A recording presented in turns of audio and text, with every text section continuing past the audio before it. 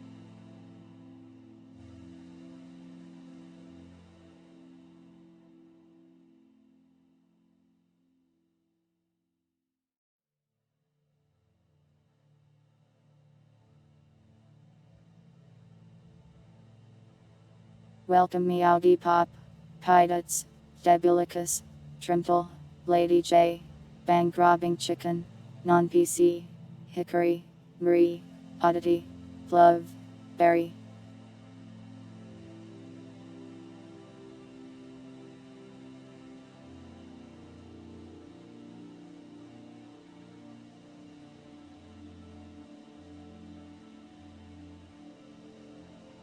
They are usually that glowy, yes. Welcome Shadow Moon.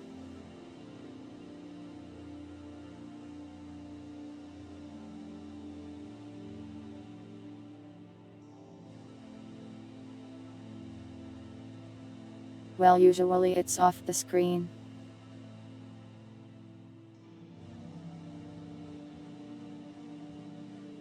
It's a visual effect I usually put on for the tail streams.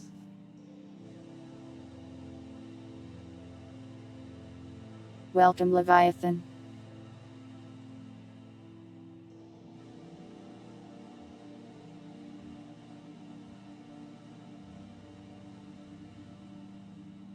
Today is the Valentines event.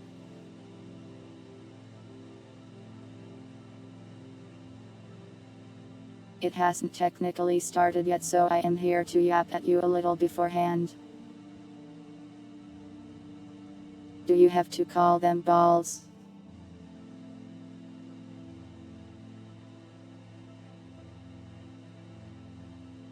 Why is tail bullying you in events?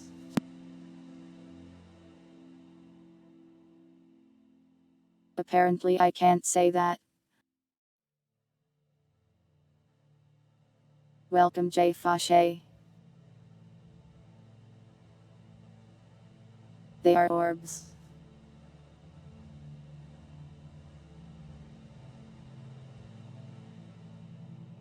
Where am I taking you for dinner? A haunted house.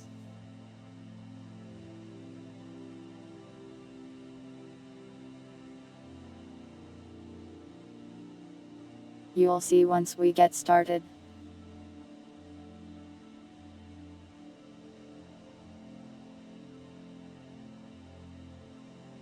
The one place my cat can sit but I can't. I mean lots of places. I can't sit on top of my computer tower, it would tip over.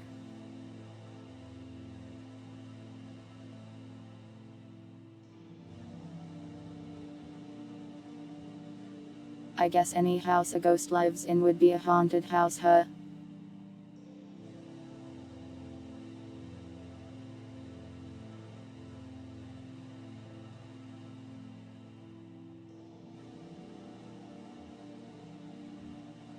Well, not everyone is a ghost yet, so sorry if it's not as special for specifically you.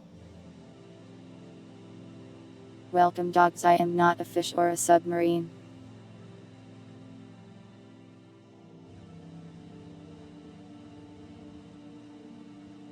Welcome Ziracumber.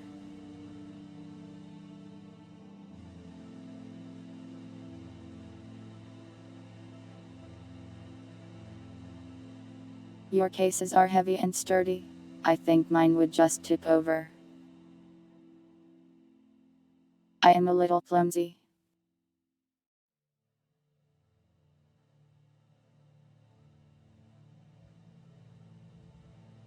You have a ghost watching my stream.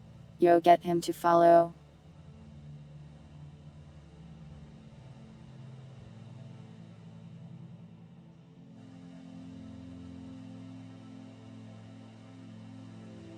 Well, I think it's rare to see ghosts, so that's why they think it's special. Personally, I have never seen a ghost. I guess except in Twitch. Orbs.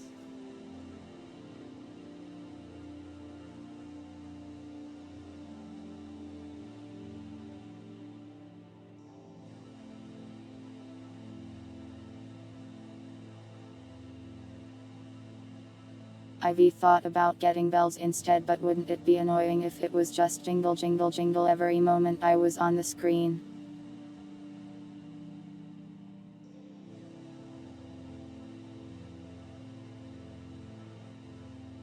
I think bells are cool though.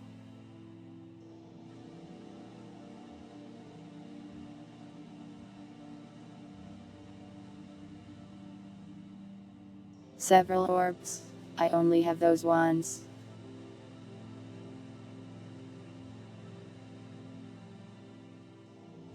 What if I've seen a ghost but didn't know it was a ghost?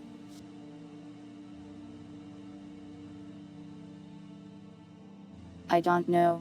Very well disguised ghost, I guess.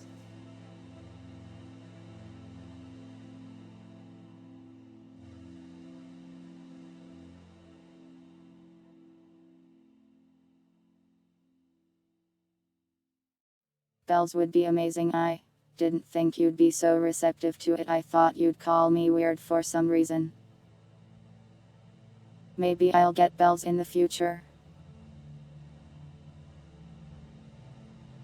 Welcome, Spooky. Let me check.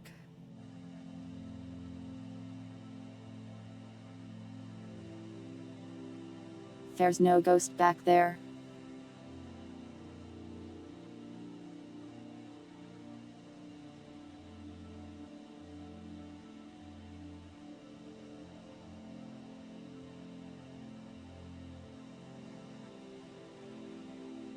Have I seen American Horror Story?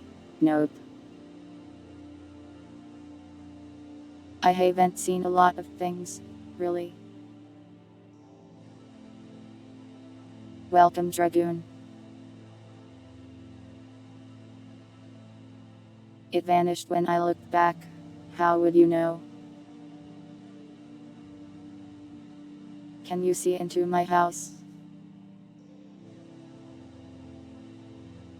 Welcome, Mark.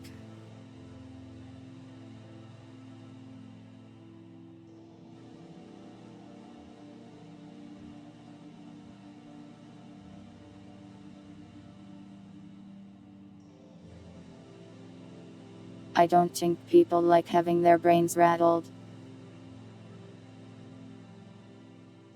Welcome, Violet. No, it is not.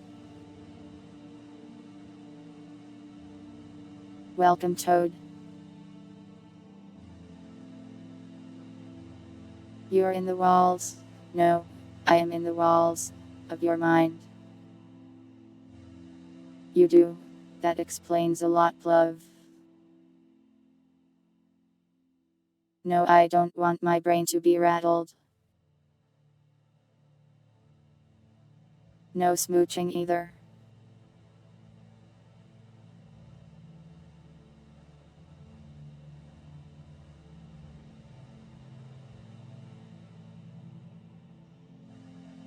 You're going to hold your own hand now? Okay, you can, but everyone will look at you with pity.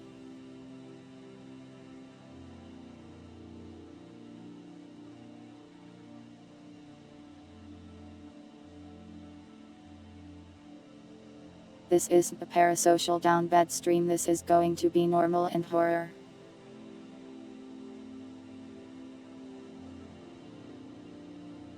And they aren't behaving either, look at them.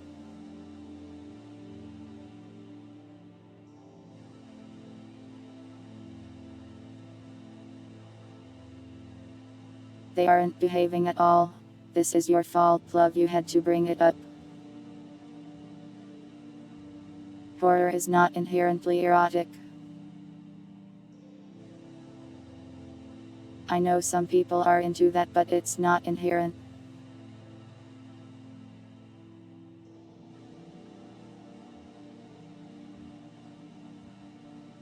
Welcome Fluffalas, and yes,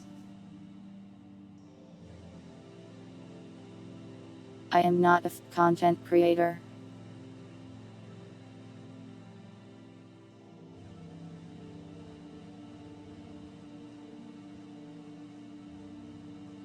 I don't know how to be a girlfriend.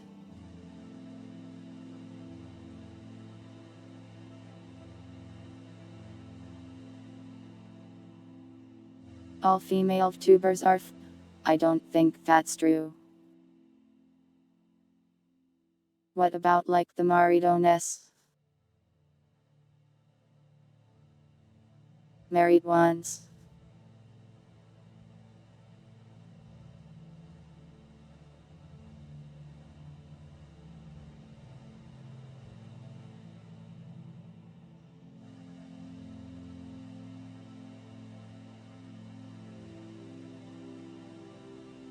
Numbers body pillow when?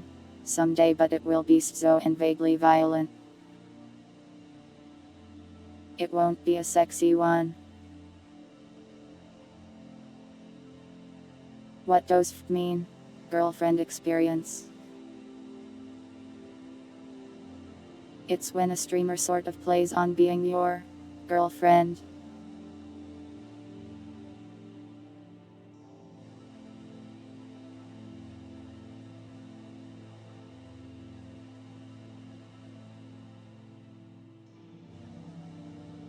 In extreme cases, you can like buy a wedding ring to marry the streamer.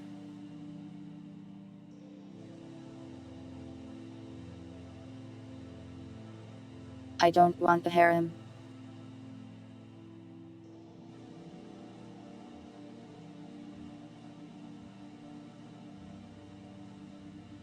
I do not do that.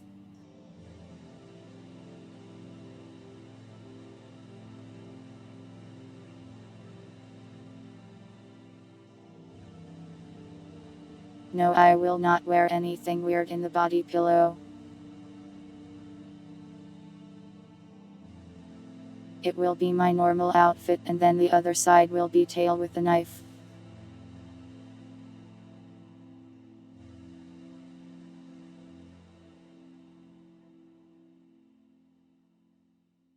My body is not furry.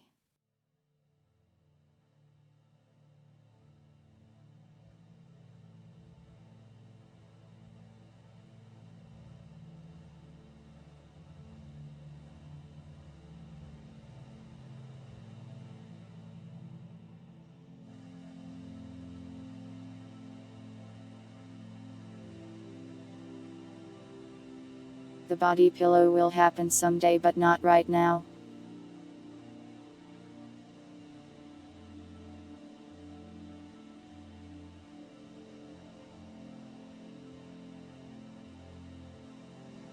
Okay, well, a body pillow has like a 2D image on it. You can't really like rotate it to see stuff like that. It's not 3D.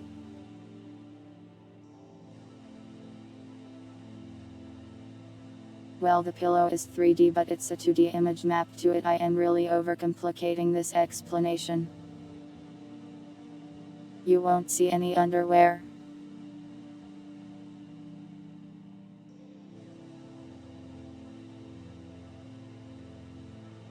Nya. There is your Nya.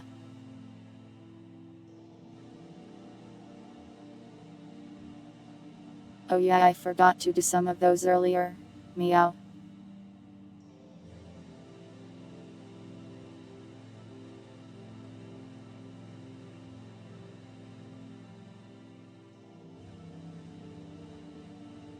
No, I mean there will be underwear, you just won't be able to see it. Meow. I can't stop people from pretending I am not the thought police.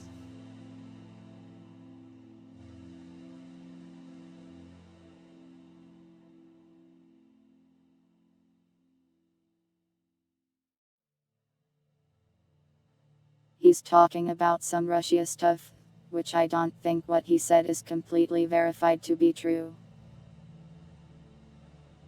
But Russia did have a husband while doing all that stuff which people really did not like.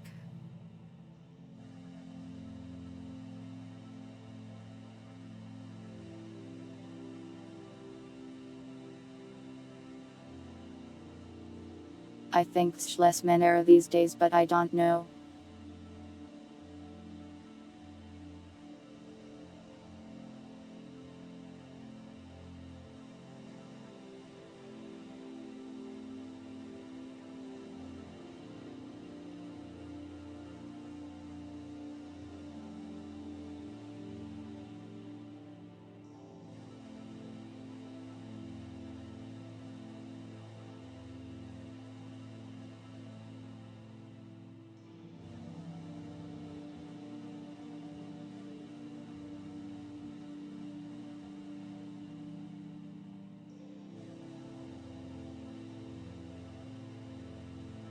Green-haired woman curse. She usually used the pink-haired model though. The one she currently uses is also pink.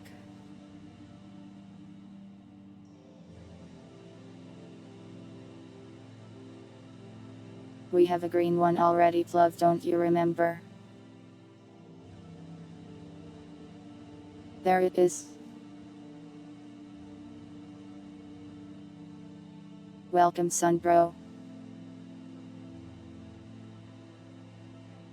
Yes, still out there. She moved to Kick for a while and now I think she's back on YouTube.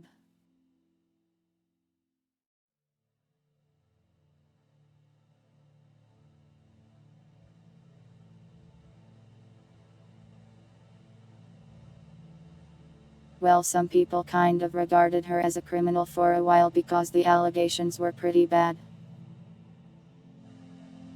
Like being a bit abusive to her spouse to some degree.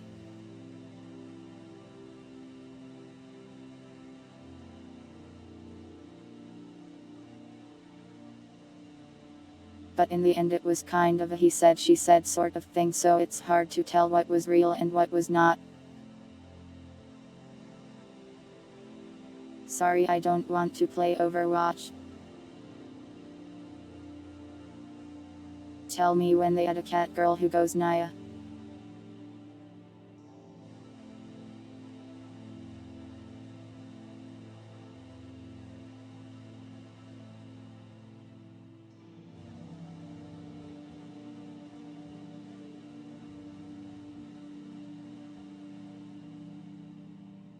Naya. There is your Naya.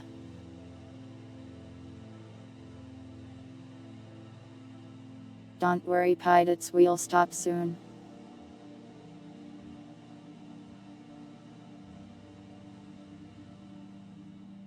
Anyways, would you like to start the Strange Valentines event? Sorry for talking about like year-old tuber drama.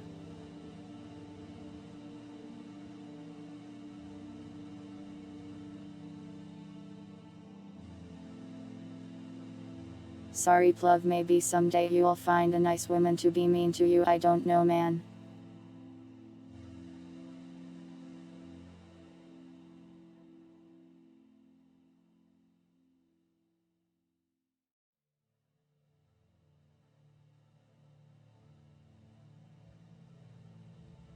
Well, this is the Valentines event, but we haven't started the in-character part yet, really.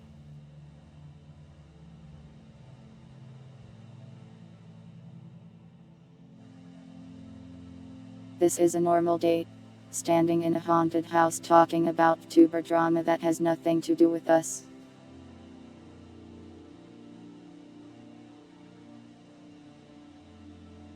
Is it insane to DoorDash a singular cannoli?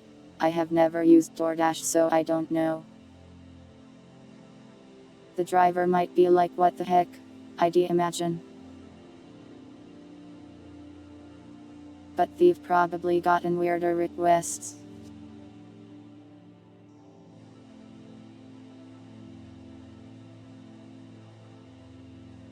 Where is your chocolate and flowers?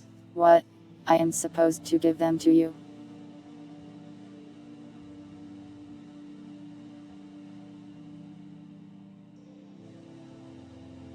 Top tier small talk. Is this what people talk about on dates?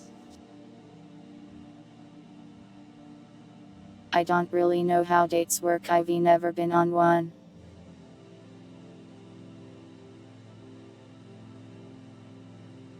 The way the glow works is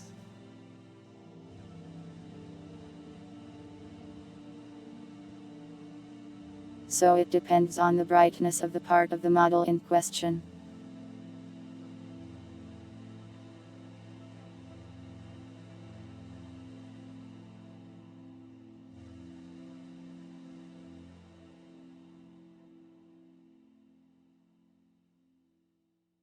Welcome puddle.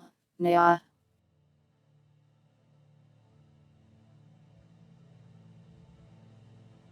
We went on a date though.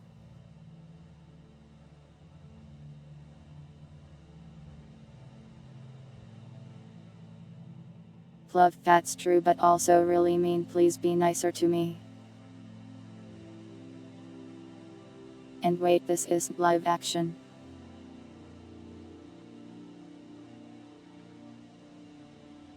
This is just normal role playing, not live action role playing.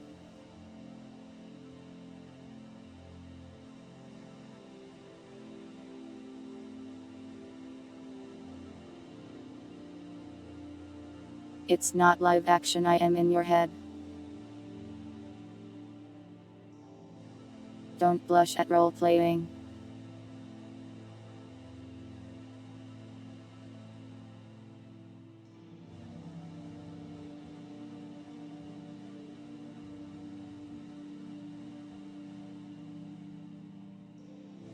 Tubers that play a character are just roulette players. You're hearing it here.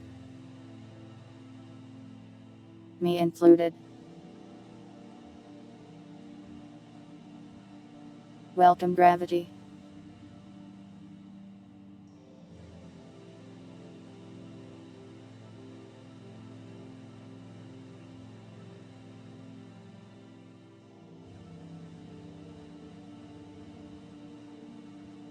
How do I order pizza? I don't usually order pizza because it's really expensive to order it here.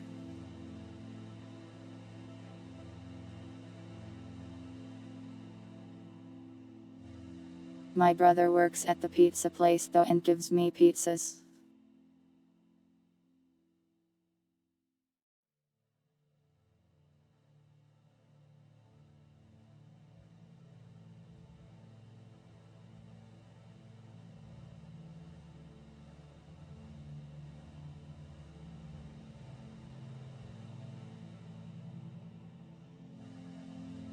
Are we not all roulette players in one way or another? I suppose there are many roles you play in life.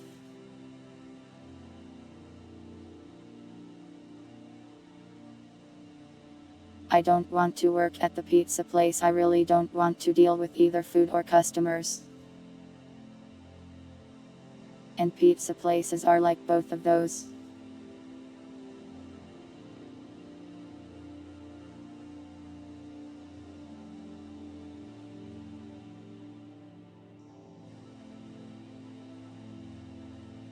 I worry about preparing food for other people. What if I am careless and I give people a new unidentified disease?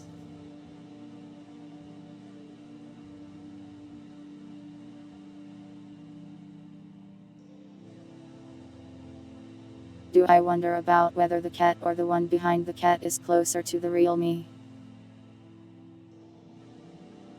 Fear all me.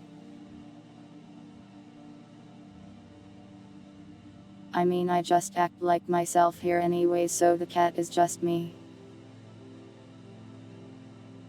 Is typhoid Mary in Fate? I don't remember.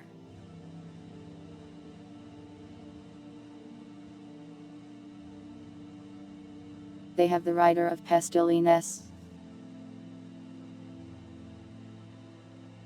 That's kind of close. pestilence.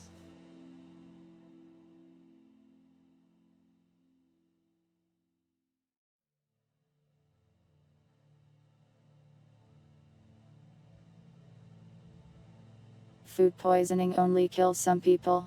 Scary, scary.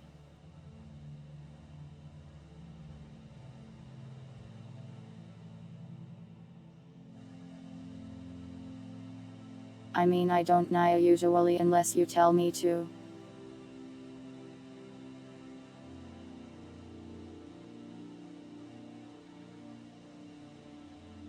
If someone told me to know in real life and handed me magical points, I'd probably do it then too. Welcome, syncretize.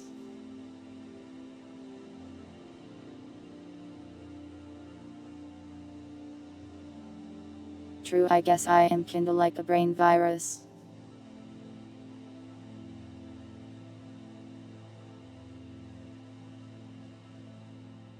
We went on a date.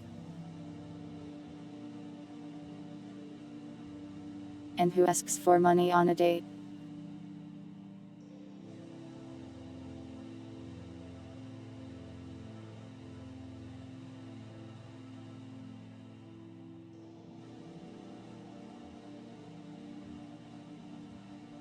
How much money handed to me Earl Tunaya?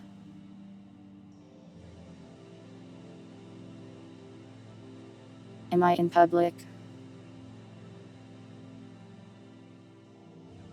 Will anyone but you hear me do it?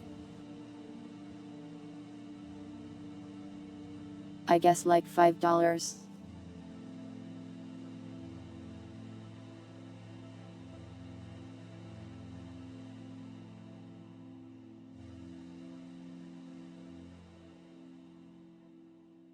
True, maybe I shouldn't have answered that.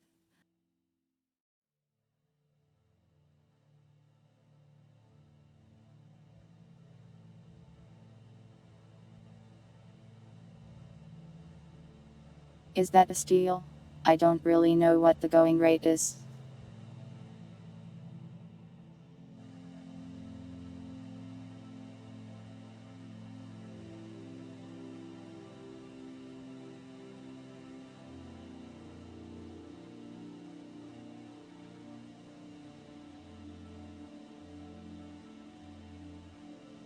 Sorry pilots, I have had as many unemployed thoughts as physically possible. I already have the answers to a lot of these existential questions. A sensual Moriga? I don't know how I'd make something like that sensual. But I guess also $5.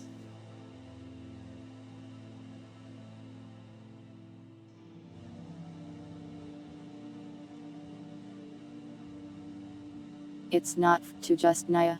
I Naya for worthless Twitch points every day.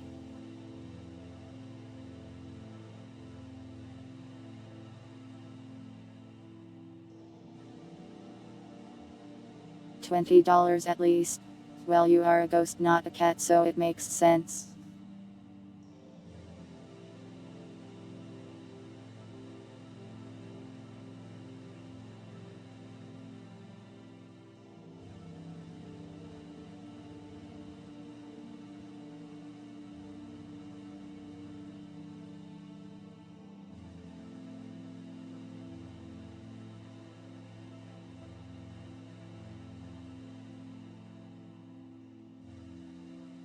I am not selling these, it's a hypothetical thing. Oh, I forgot to turn those off.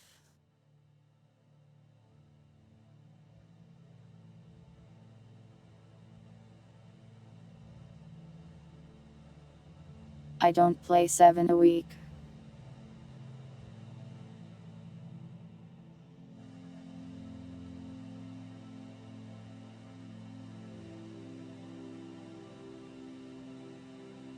You'd go before $5.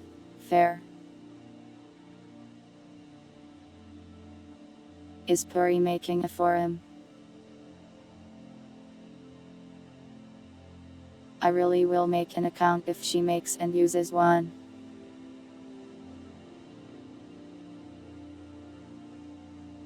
You want the Slayer redeem? Well, okay, I guess.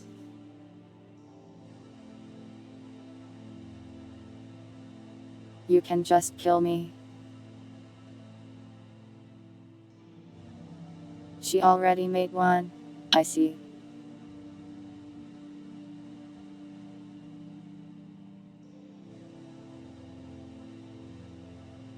I am still hoping that Discord just gets so much hate that they stop doing it.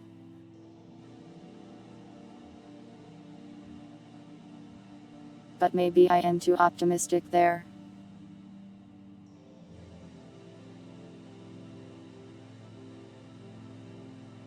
I mean, everyone should hate the Discord thing, love. The Discord thing sucks.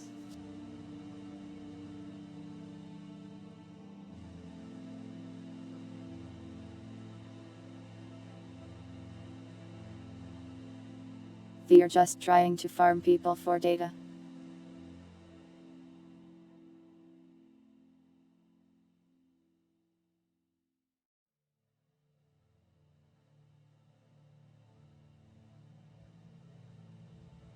Even if you aren't looking at that sort of stuff, it limits other functionality.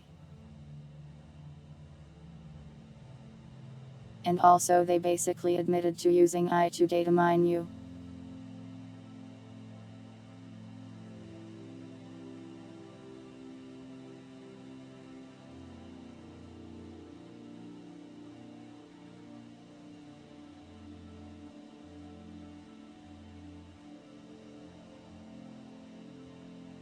The internet isn't over yet, we can still fight for it.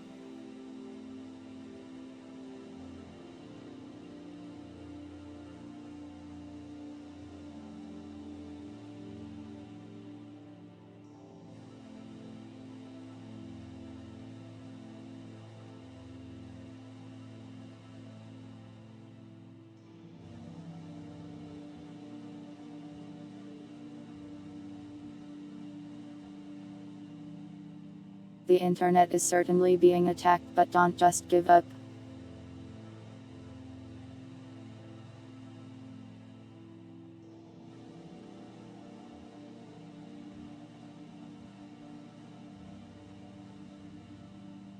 The huge blowback Discord got is a show that people are tired of this annoying stuff. And we should continue to hate it.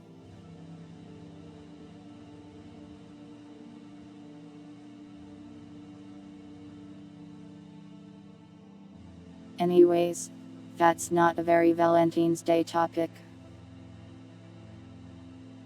How about some horror instead? Do you want some horror?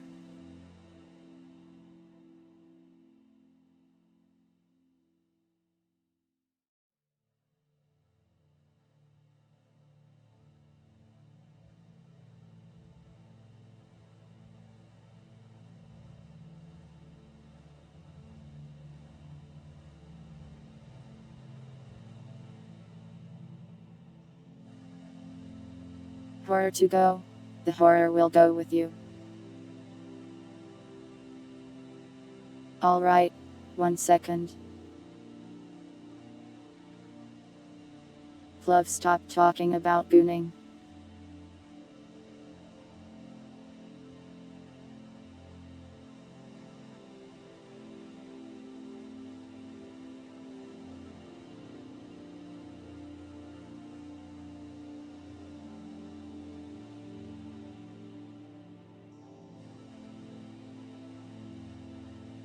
You literally typed it first. I'll get you, I'll get you.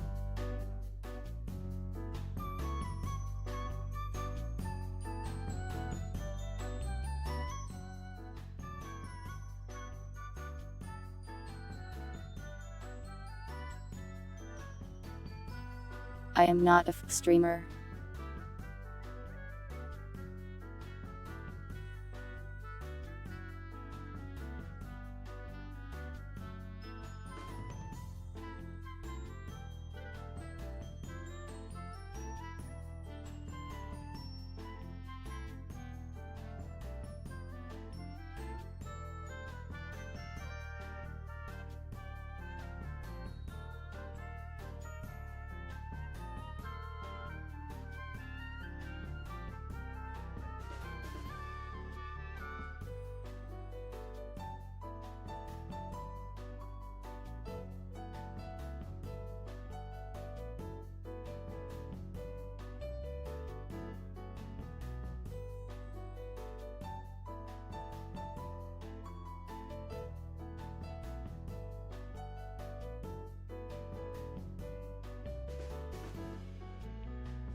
You wake up in an old house, the fireplace roaring nearby. The walls and floors are old and decrepit. You feel like nobody has been here in a long time.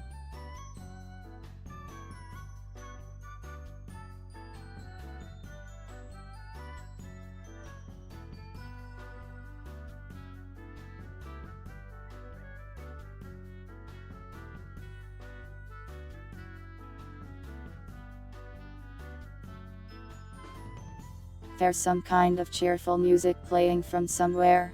You don't know where from exactly.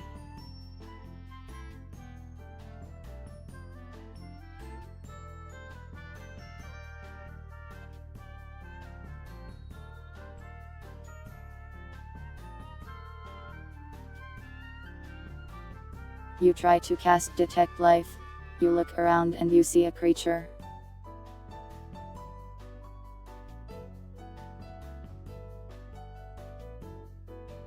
Hello, human.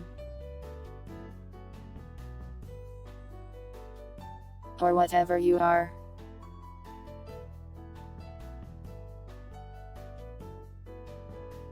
I am not your date.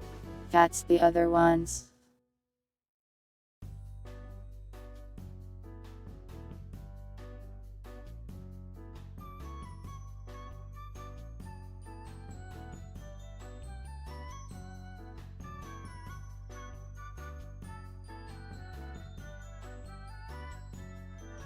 Would I like a cookie? You have cookies? I took every one off of you except your clothing. Everything.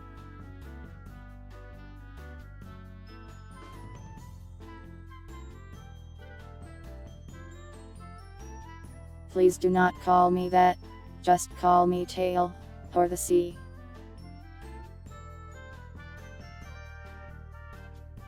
No, I left your clothing on.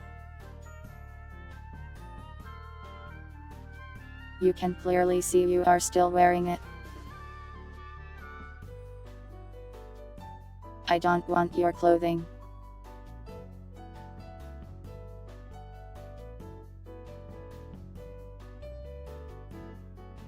Dairy Queen, I don't know what that is. You have to find a way to escape this place first. Let me explain.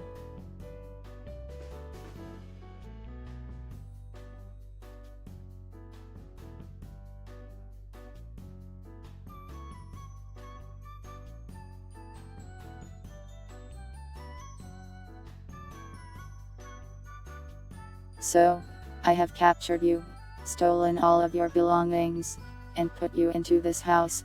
Also, I can understand what love is.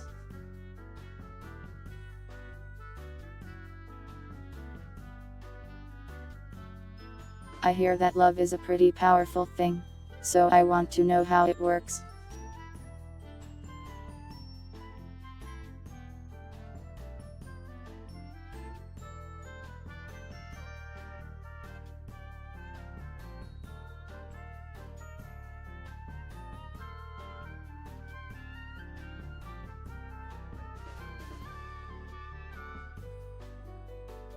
So, I be prepared for individuals for you to get closer to through this very romantic experience of being trapped in this very haunted and deadly house I found.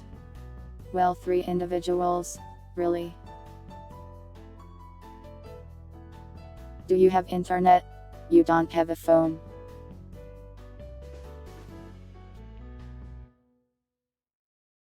Are they all monsters? Do you want to meet them?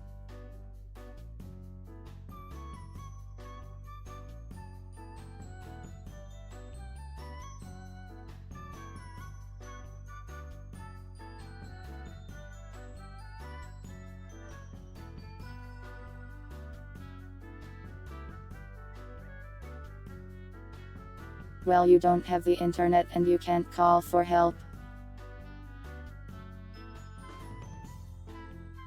The only people that can help you are these things I am about to introduce you to.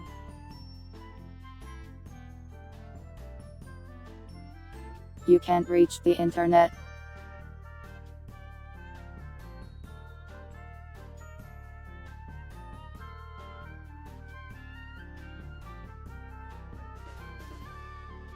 Here is the first one. The waist.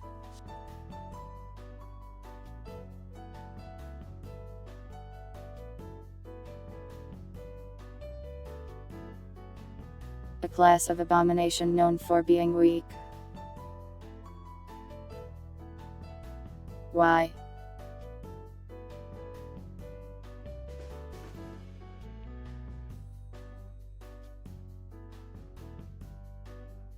You will discover more about him as you spend more time with him. Next.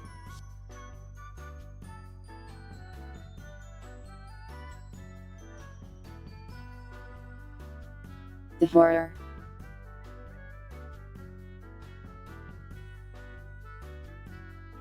That's what this guy is called.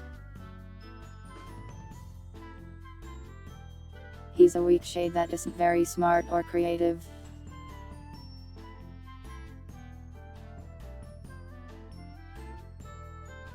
Is he edible?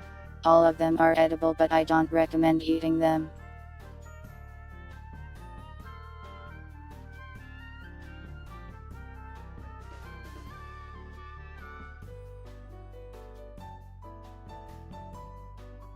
Next up is the haunt.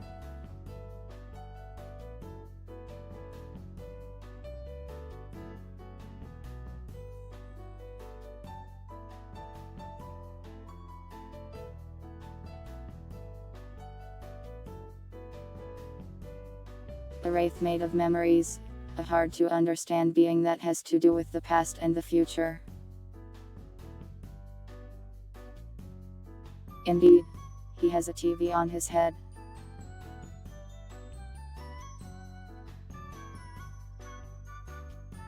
And last but actually least,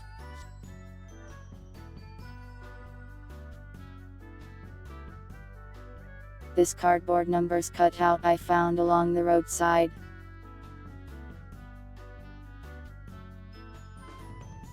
It is not sentient, it is just made of cardboard.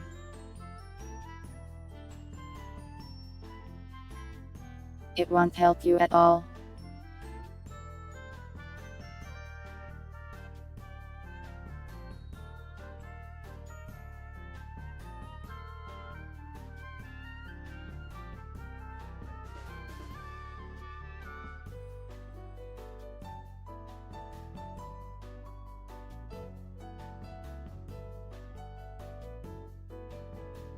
Can you eat the cardboard cutout? I guess it's up to you. Hose numbers, don't worry about it.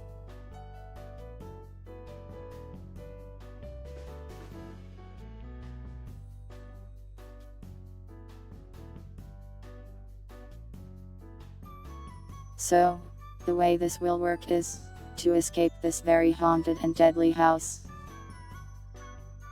You may need to request aid from any of these individuals.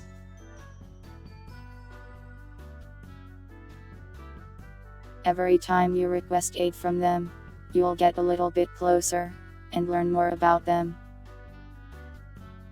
Increases your affinity points, or something like that. Whoever you have the most affinity points with at the end, you'll be stuck with them forever.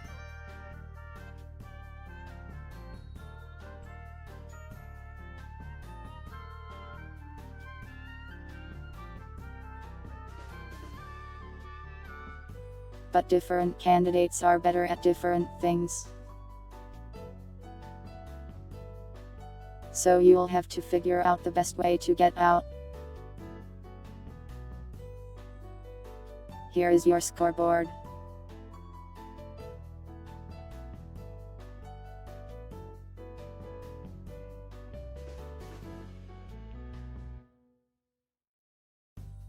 Affinity points with me? No, of course not. I won't be helping you at all.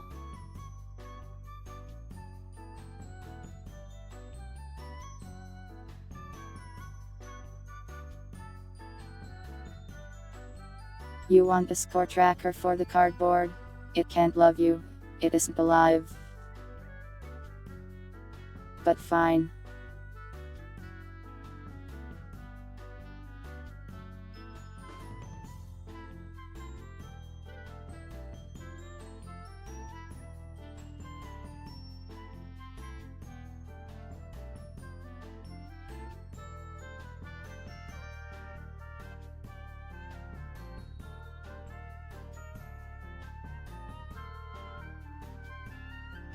Why did I give you the cardboard?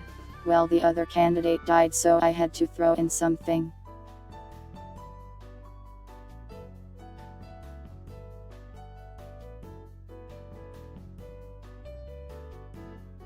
Thank you for the bits. I don't know what these are, but I'll use them for something.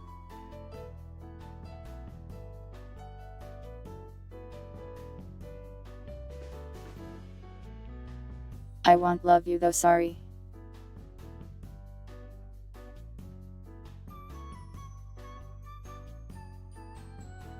How did they die?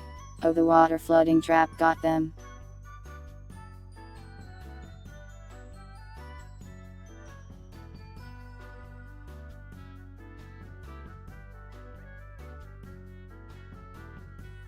Anyways, do you have any more questions?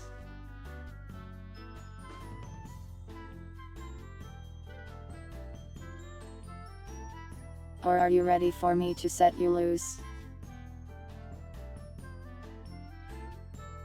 Or rather set you like, trapped in this haunted house?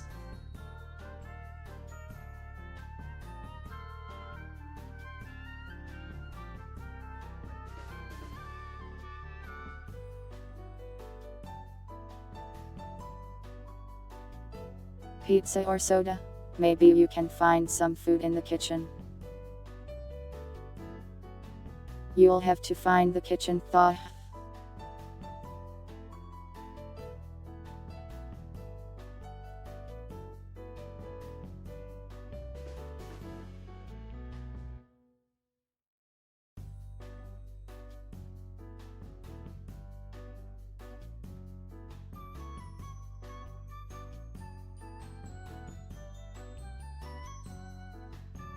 How hard could it be to find a kitchen? You'll find out.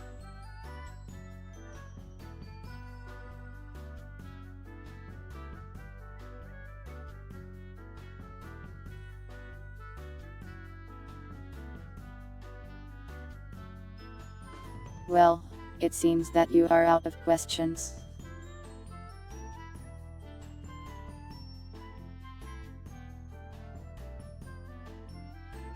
So, I will be watching. Good luck. I look forward to seeing the power of love in action. One more question. What is it?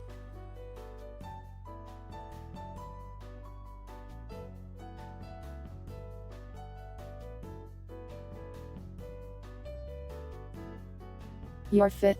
I don't care.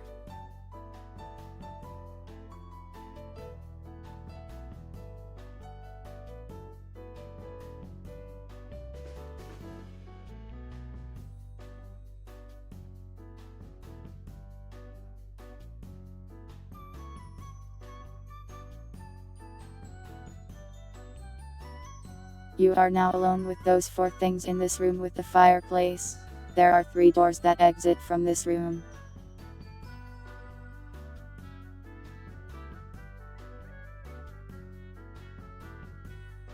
The 4 things don't speak to you. They just stand there and wait for you to make a decision.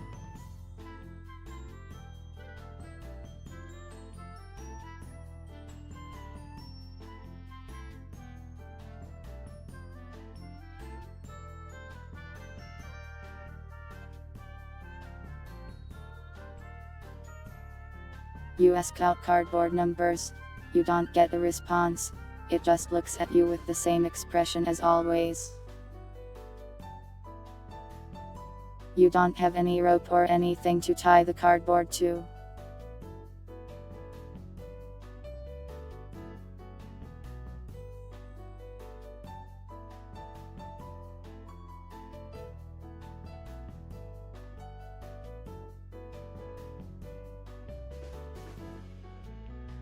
You lay down on the couch. It's really dusty. You try to take a nap, but the music gets louder to encourage you to not do that.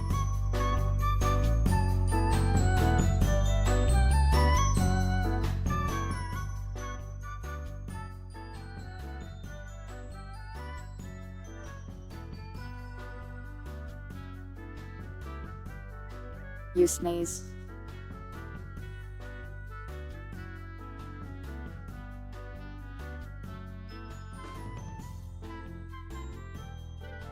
You search the room for gifts to give. You find an old baby doll.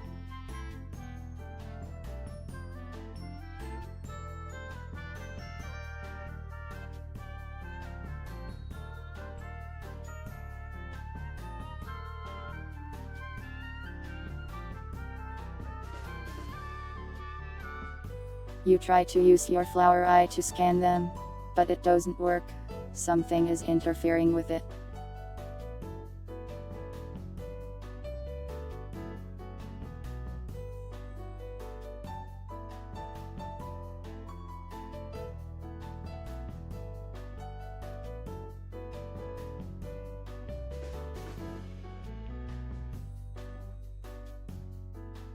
The baby doll has no clothes, and you can just carry the cardboard with your hands. It's not like you're carrying anything else.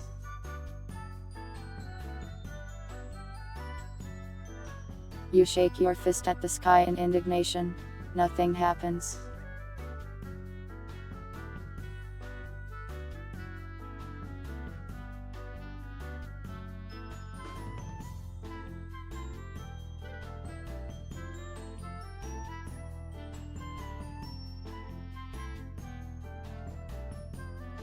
The cardboard is too large to fit in your pockets.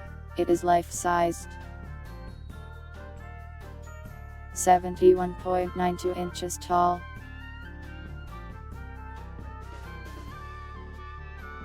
The waist stares at you as you speak of butchering it with a knife.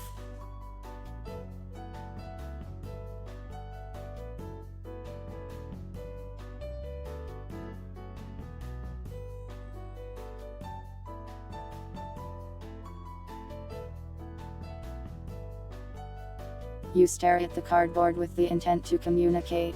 It isn't alive, so it doesn't communicate with you.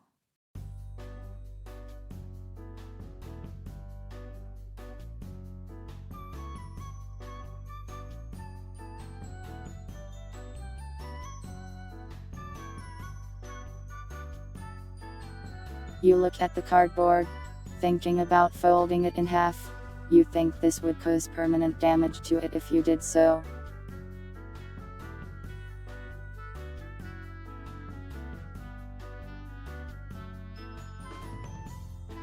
You present the shadow with the cardboard, seeing if it will possess it.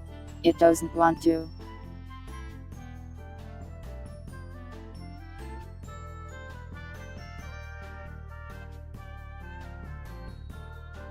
The shadow is melding with the shadows of the room. You think it likes being in there.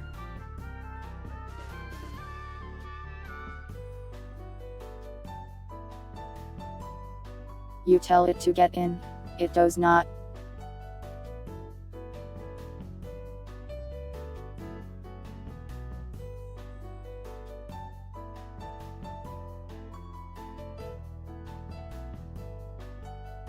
You want to go to the kitchen, but you don't know where it may be. You have 3 doors available to you, each leading to a hallway.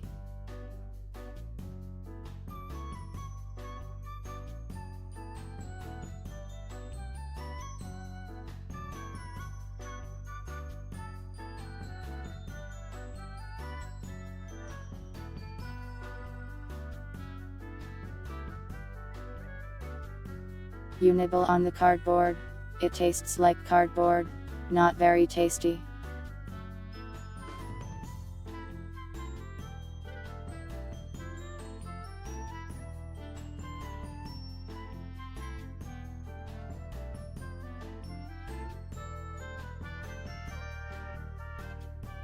You ask the haunt to pick up the cardboard for you.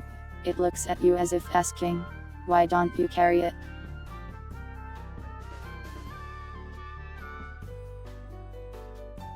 You try to figure out which way is north, but you don't have a compass or anything like that, Niz.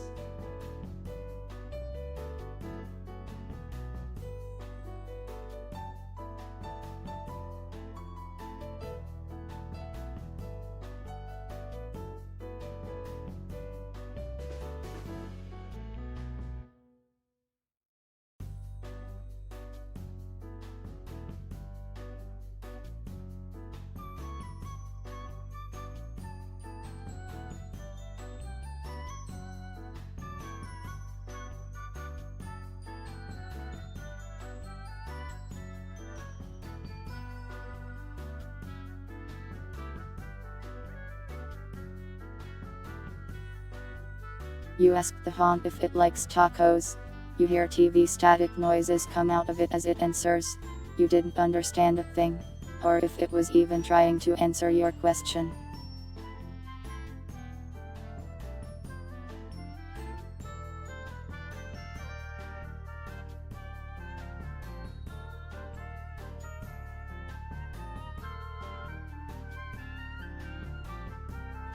You pet the waist. It just stands there and lets you pet it. Your hand smells weird after.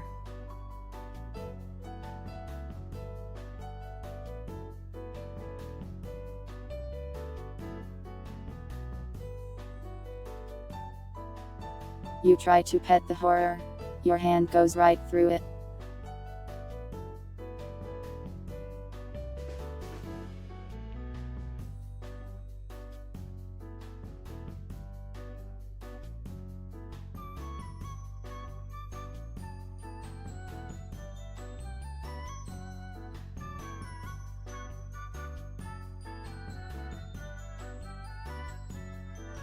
You invite the haunt to share some tacos and also invite the waste. But you don't know where the kitchen is or how to get there. So you just stand in this room and do nothing for now. Your indecisiveness has led to you just standing still.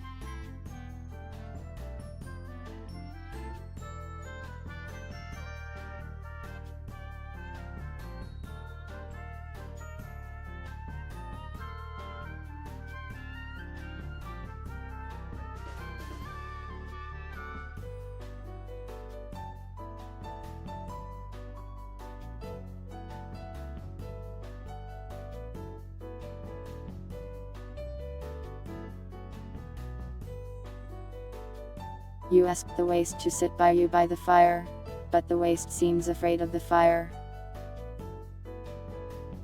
Knowledge gained. Waste is afraid of fire.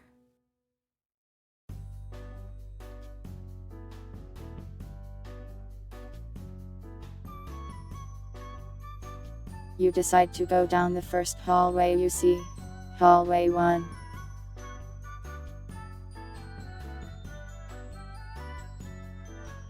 You open the door up, and see this.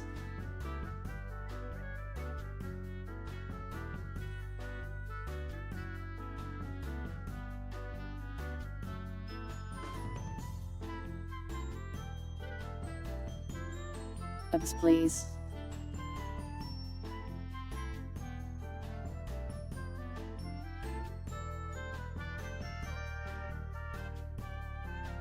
Okay, you see this.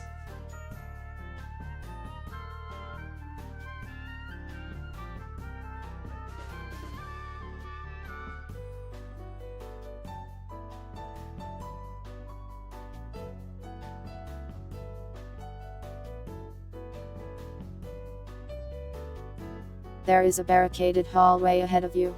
The floor has fallen away, leading into darkness below.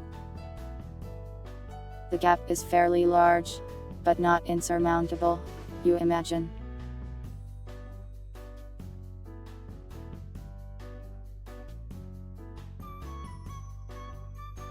There's also a corpse in the room, the bottom half of a human being torn in half.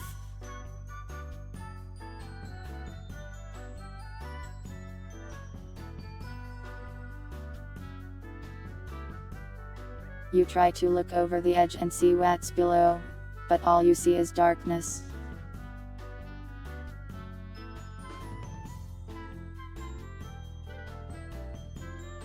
You think it would be really cool if you could mod in hover boots, but you can't mod the reality you exist in, sadly.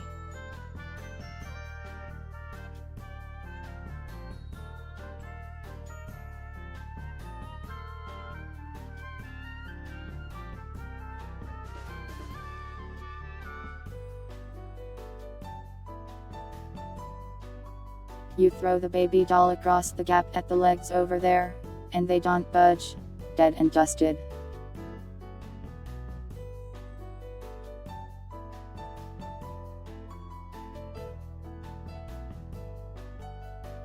You speak into the darkness, and say, "How are you doing?"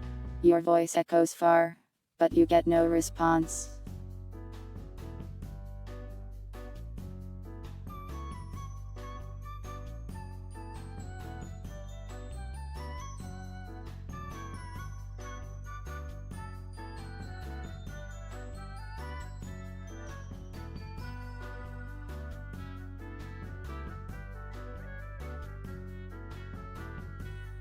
You think about backflipping over the gap. You will definitely fall if you try it. You check for a ledge on either side, and see none.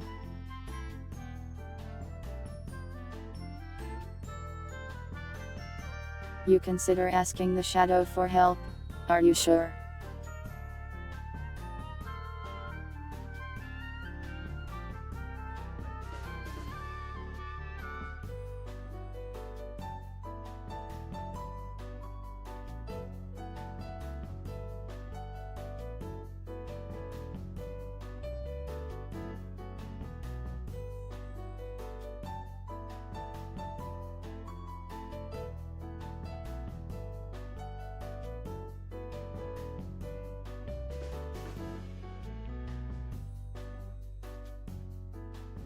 You look at the gap and determine it's probably just under 6 feet.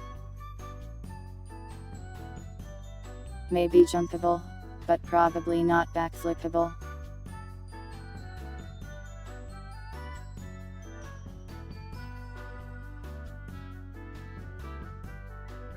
The floor doesn't look particularly sturdy though.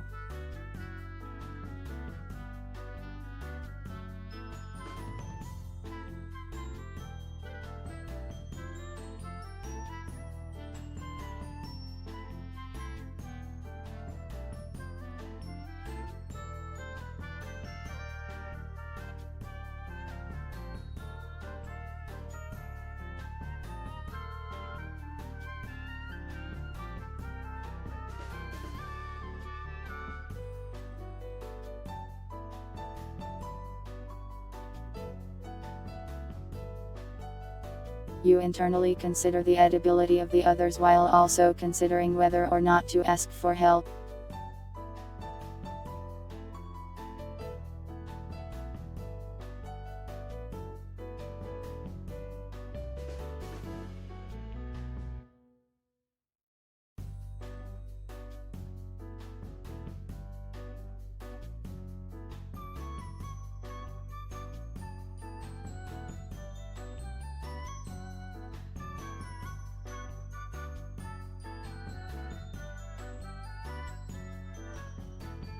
You decide to ask the shadow for help, and it seemingly solidifies the darkness of the pit.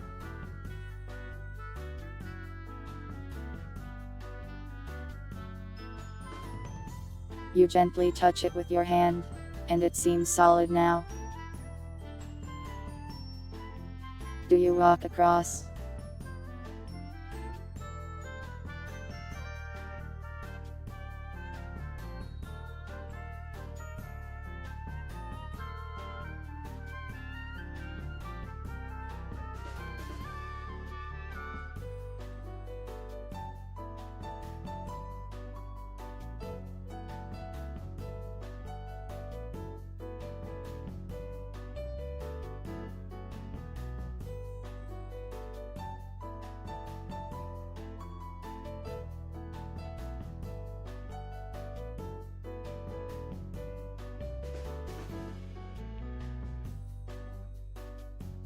You hesitantly step onto the darkness, feeling your heart sink just looking down, but you're surprised to see it holds your weight just fine.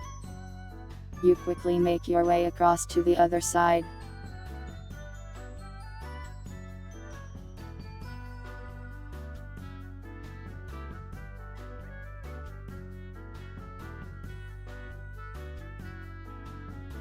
You consider backflipping onto the darkness, and you do so.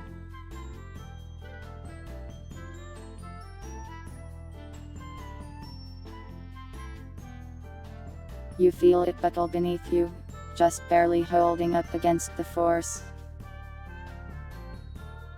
You almost just died, like actually for real.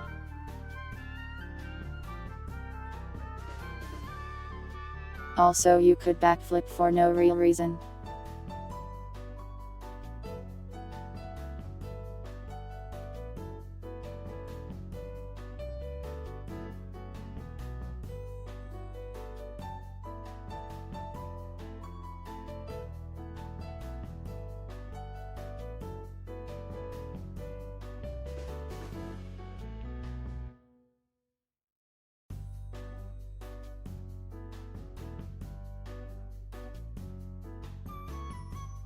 You ask the darkness how it feels about being a sauce. You get an incomprehensible whisper in return.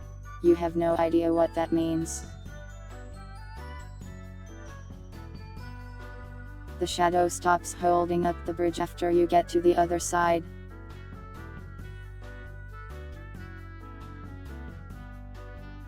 You look to the wood. You could just crawl under it, you think.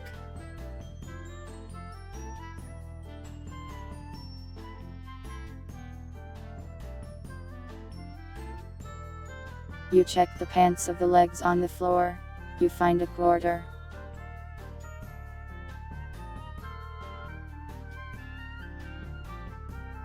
You also retrieve the baby doll you tossed over.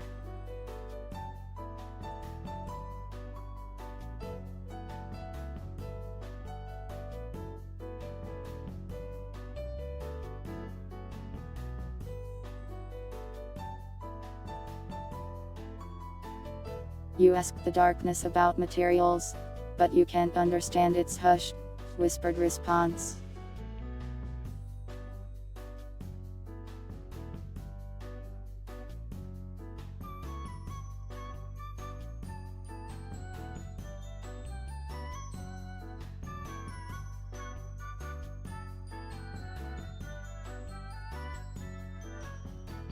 You crawl under the gap in the wooden barricade, only scraping yourself a little bit on the floor.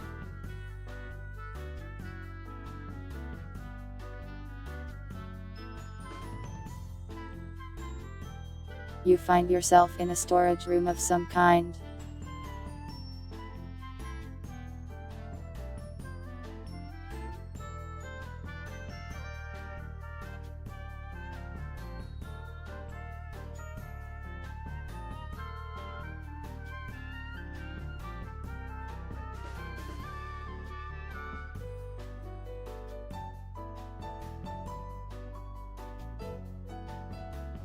There is another door in the door, and a vent. Another door in the room, I mean.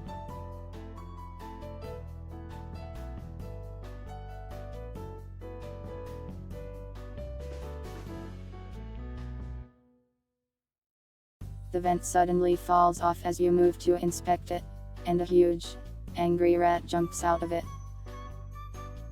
It's staring at you angrily, in front of the other door now.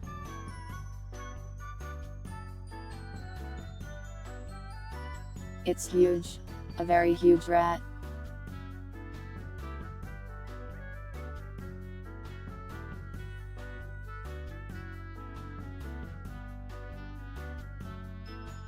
You try to stomp it, and it evades your foot.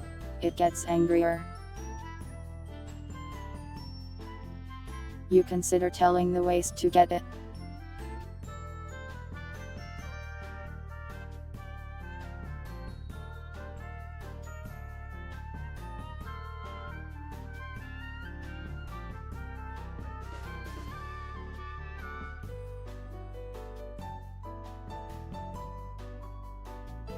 You try to catch the rat.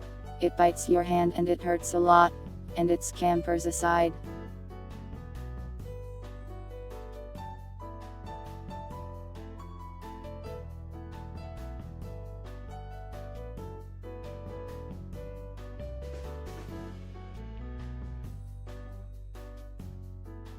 You consider using the cardboard against the rat, but first you have to decide if you are asking the waste for help or not.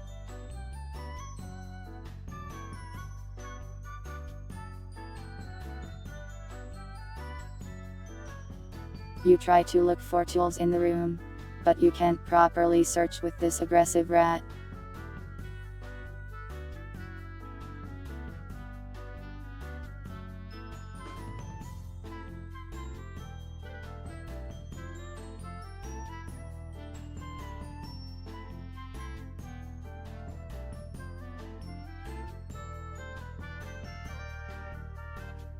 You try to bargain with the rat, offering it the flesh of the waste. It does not understand your offer, as it is a rat. You try to do a rat dance to pacify the rat. It bites your leg.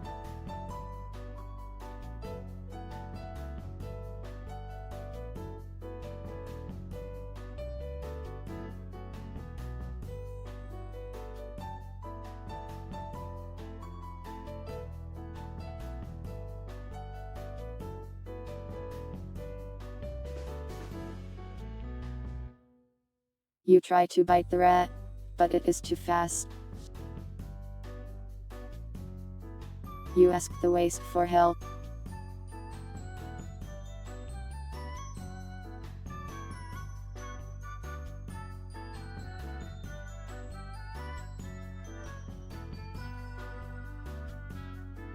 The waste scrambles after it like a hungry beast. It gets bitten and attacked multiple times. It's bleeding all over. But eventually, it catches the rat, and consumes it. The waste's injuries seem to heal after it eats the rat. The rat has been defeated.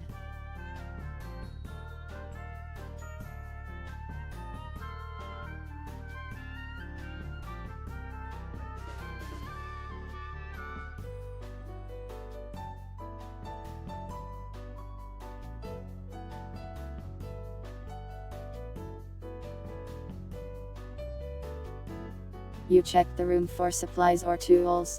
You find a shovel.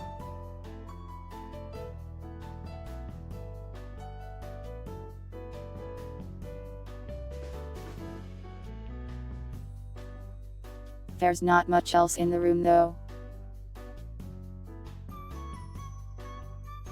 Other than like a bucket.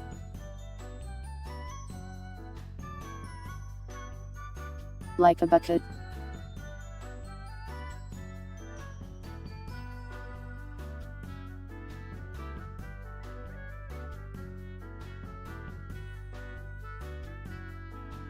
There is an open door in the room, and a door led back to where you came from. You check the vent now that there is no rat. And you find some old, moldy cheese in there.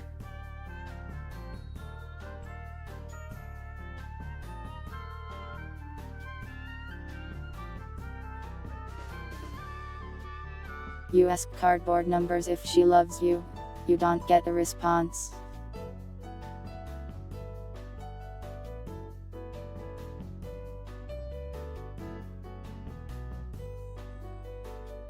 You offer the cheese to cardboard numbers. Nothing happens. You peek through the door, and see stairs that lead downwards. Bad moldly.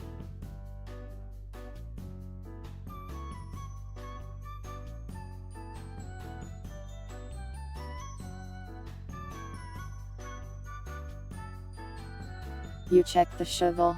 It doesn't seem particularly sharp. It's rusted and old, but you imagine it could hit pretty hard.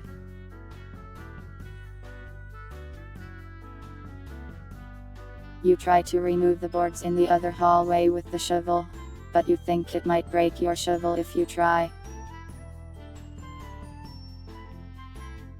You see that there's a light on in the basement. You also think you hear water down there.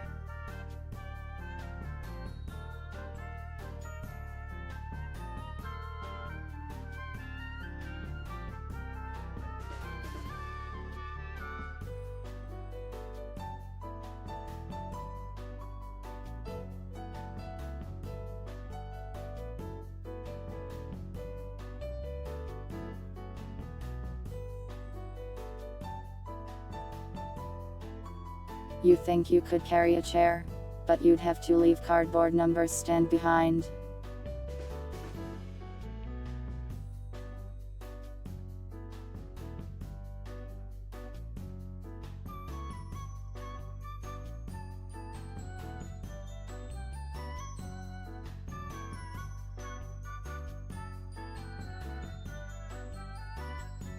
You can't do one in each hand because you are also carrying a shovel. The haunt doesn't want to carry the chair. The waist doesn't either.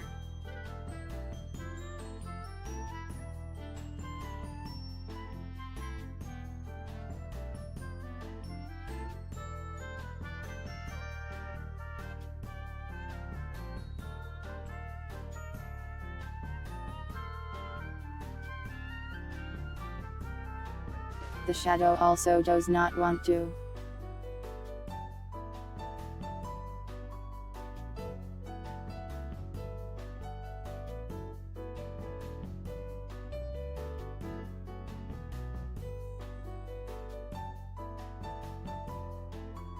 You try to shove the shovel into your pants. You kind of can, but it makes it really awkward to walk.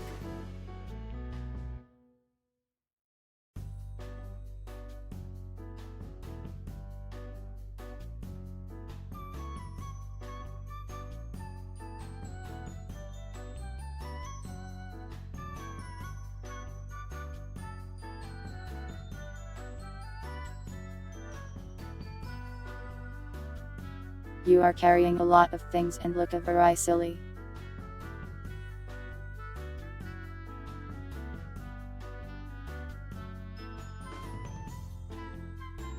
You make your way down the stairs with all of your objects, trying your best not to drop them.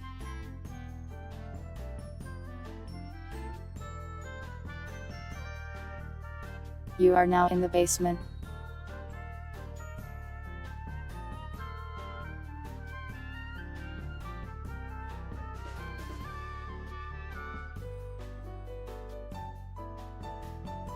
The floor is covered in a small amount of water.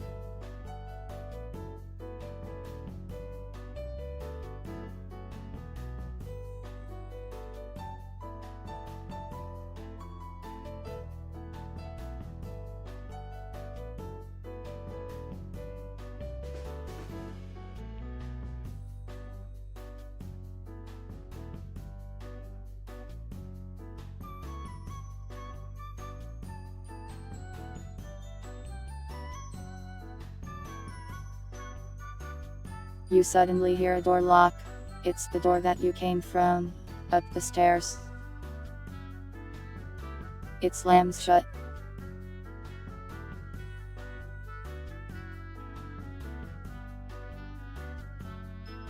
You start to hear a dripping sound, as water comes from the ceiling.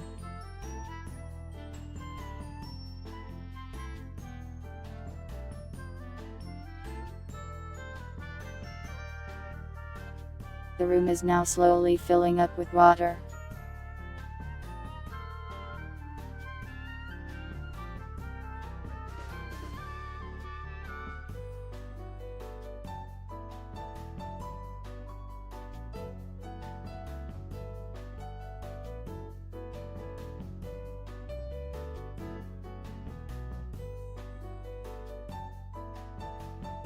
You can try to collect the water, but you think you might drown if you don't stop it from flooding the room.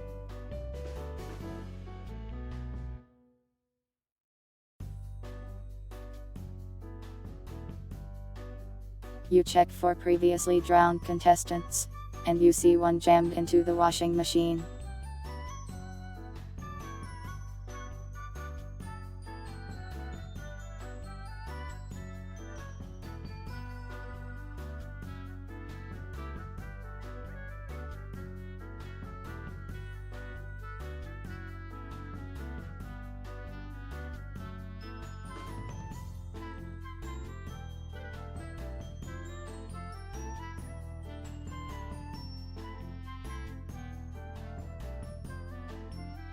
You check for a water pipe. You don't see one.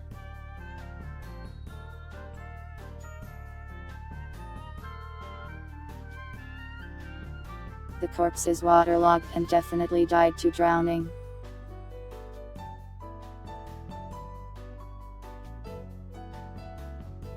It seems like anything useful has been taken off of them already.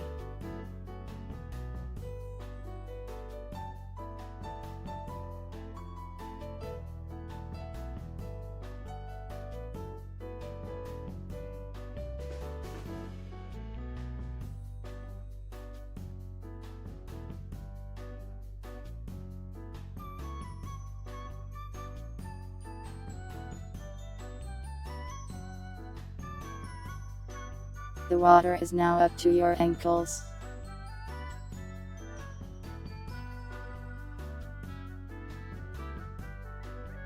You try to go back upstairs, but the door is firmly shut and locked. You have to vote to decide who to ask for help.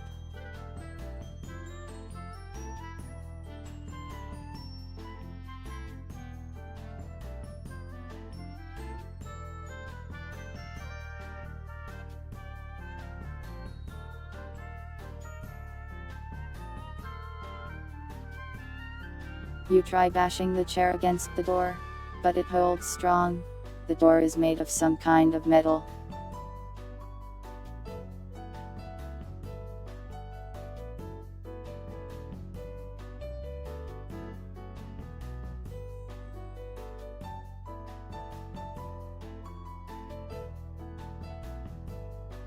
You do the same with the shovel, and put a dent in it, but that's about it.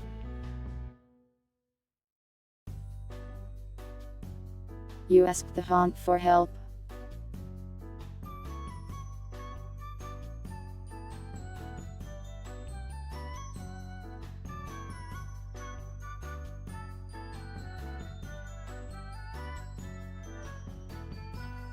Suddenly, you feel as if you are walking backwards, retracing your steps in a forcible fashion.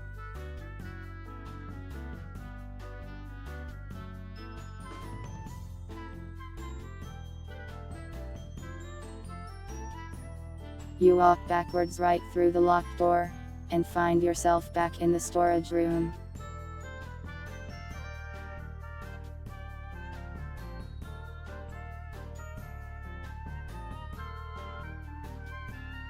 The door is still closed and locked. You start dancing, like a weirdo.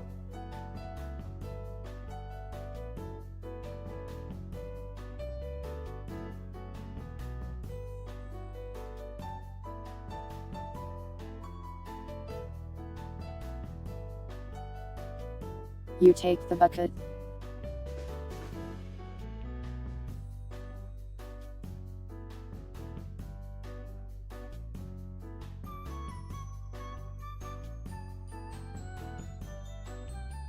You are carrying so many things now that you cannot possibly carry anything else.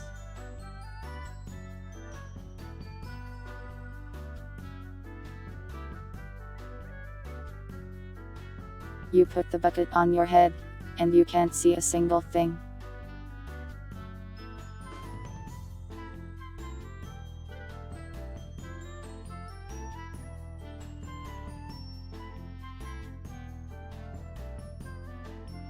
You tell the cardboard to guard the door.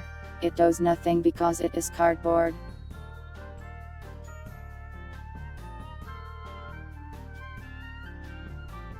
You can see your inventory on the right side of the screen.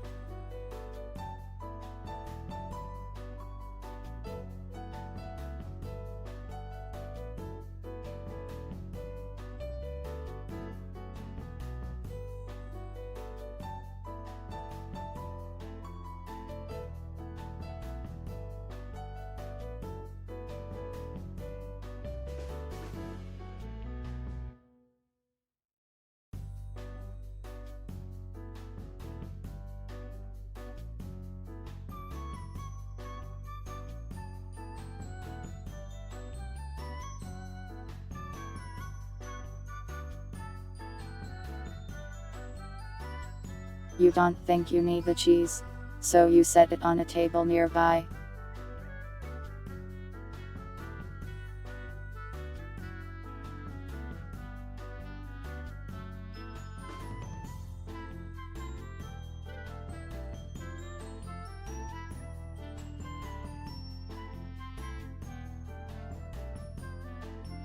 You pick it back up, because you decide you need it.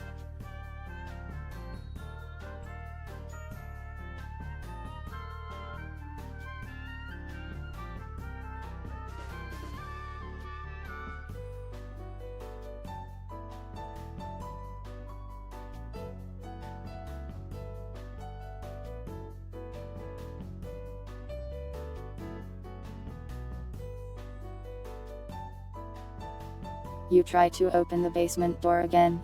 It's still locked, and you can hear the water on the other side of it too.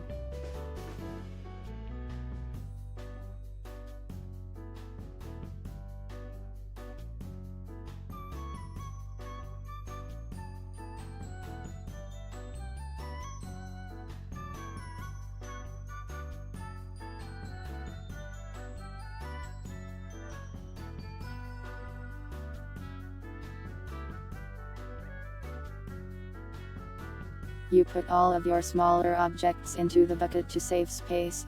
It kind of helps, but you're still juggling a lot of stuff.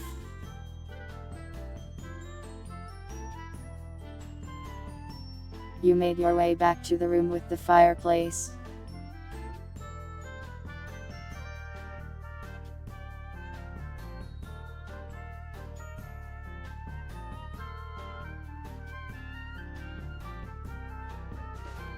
But, as you're leaving, you feel something strange. A jingle in your pocket. You find a key to something.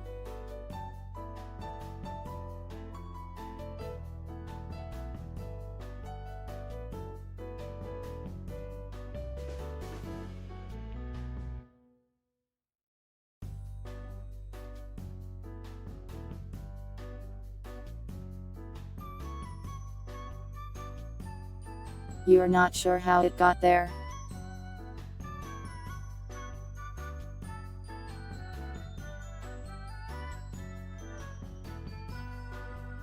You put it in your bucket with the other things.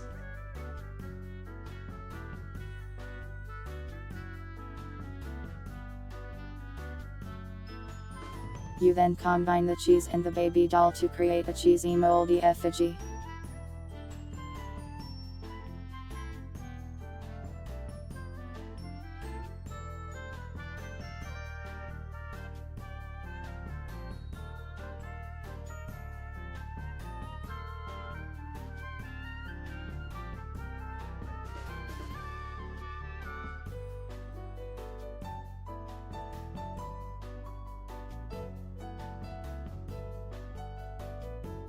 You are now in the fireplace room again, with 2 unexplored doors.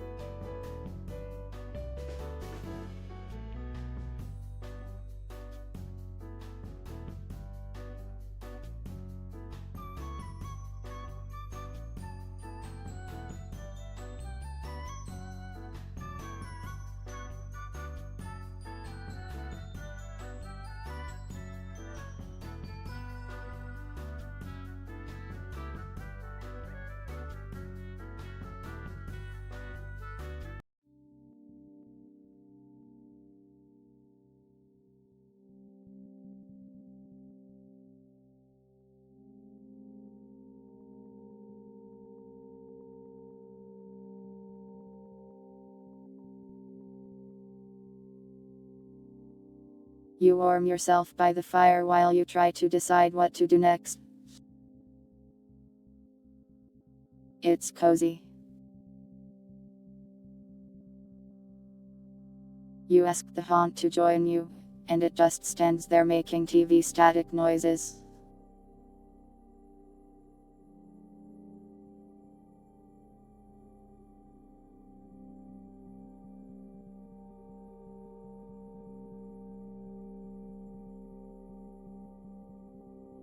You look for water sources, and find none in any of the rooms you visited, other than the basement, which is now inaccessible. The shadow avoids the intense light of the fire.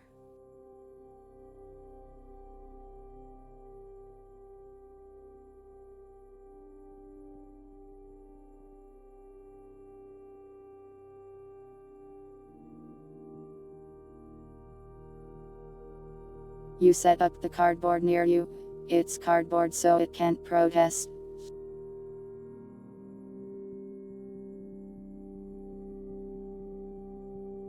You decide to go down another hallway.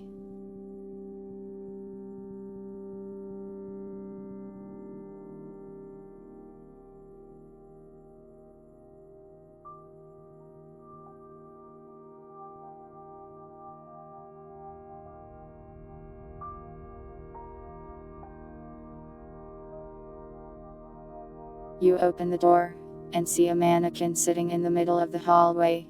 There are two unopened doors in this room.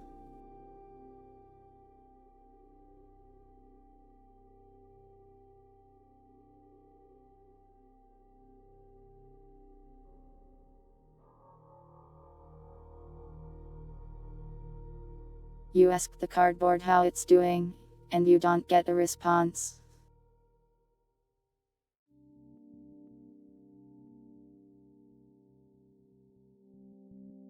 Instead, you imagine it responded and said, "Gee, I am doing just dandy. FE."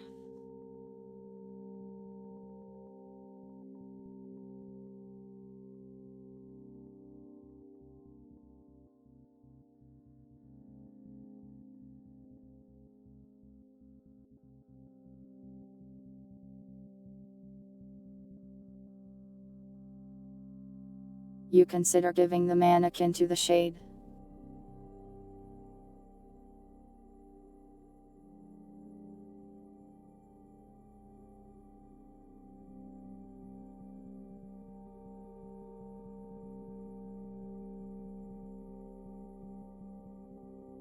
You put the cheese effigy down to monitor the mannequin. It doesn't move.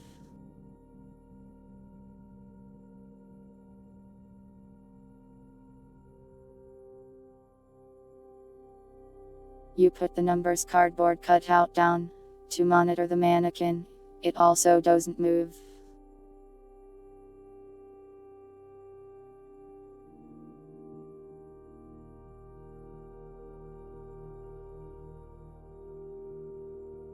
You start to yap and yap to the cardboard cutout about the meaning of life and culinary skills.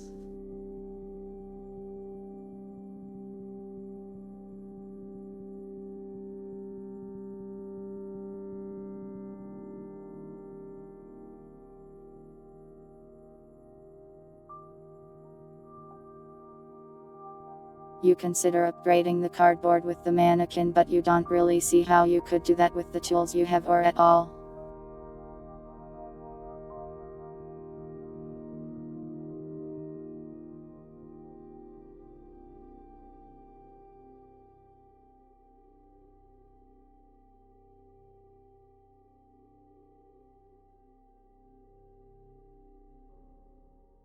You try to make a decision on whether or not to offer this mannequin to the shade. There is a poll.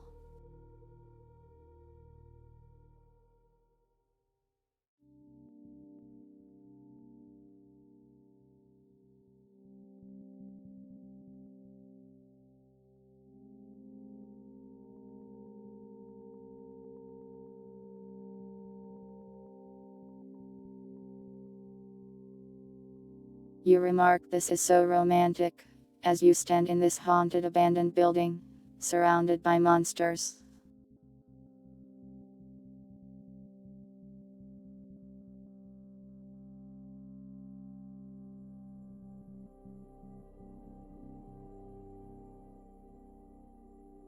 You offer the mannequin to the shade, who then climbs right into it. It starts floating around now.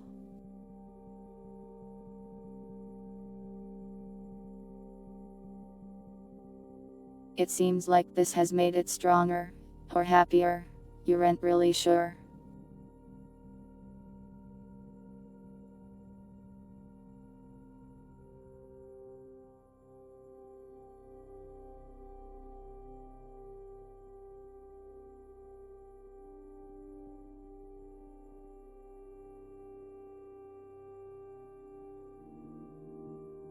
You try to attach the cutout to it, but you have no means of attaching it at all. Both of the doors are unlocked. There is a door close to you and a door further into the hallway.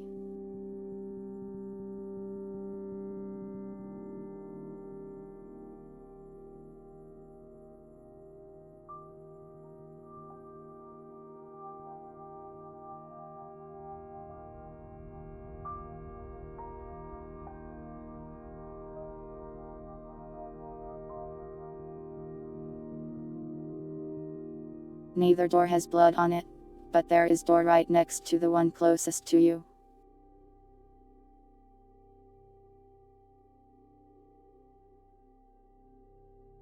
You peek inside the closest door.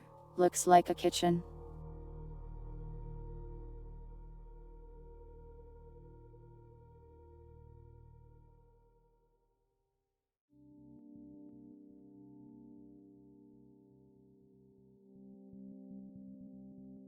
You head into the kitchen.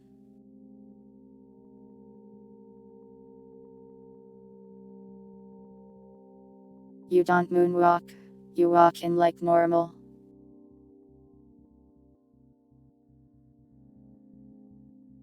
You don't twerk either, you're just normal.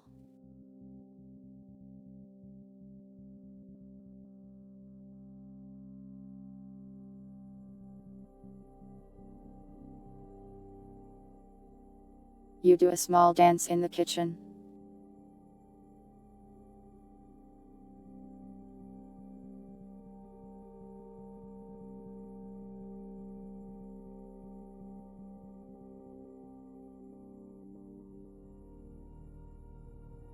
You search for a knife, and you find one, a somewhat unsharpened kitchen knife. Looks like it can cut though.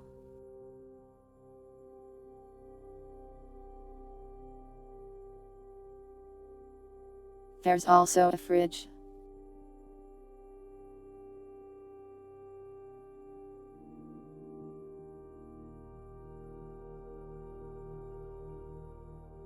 You open the fridge, and you see there is some kind of smelly, mystery meat. And a banana.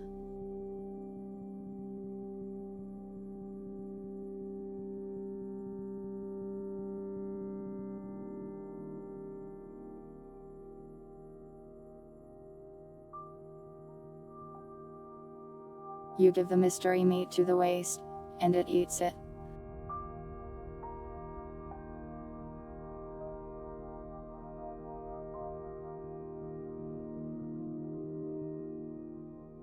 The waste starts to grow in a terrifying, crunchy sounding way.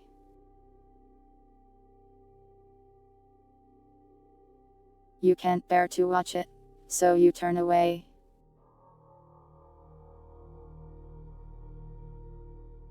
When the sounds finally stop, you turn around, and there's now two wastes.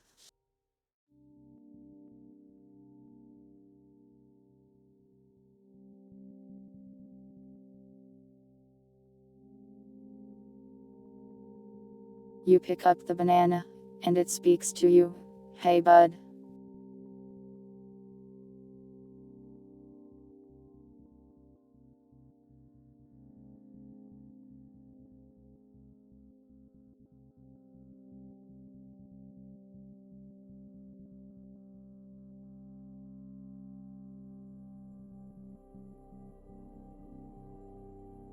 It says, "Don't eat me, I am just here to help."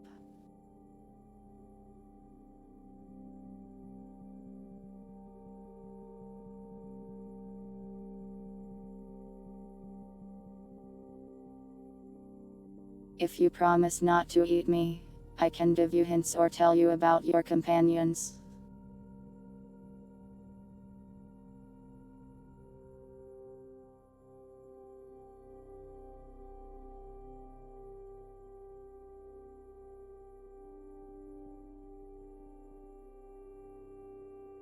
You ask the banana why it can talk. It says, "I don't know, why can you talk?"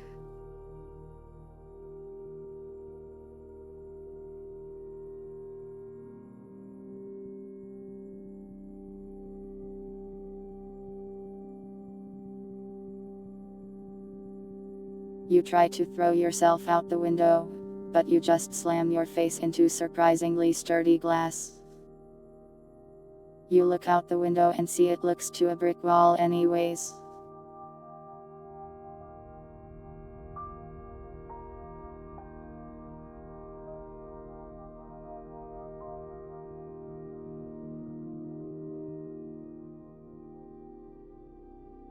You show the banana a cheese effigy. What the hell is that?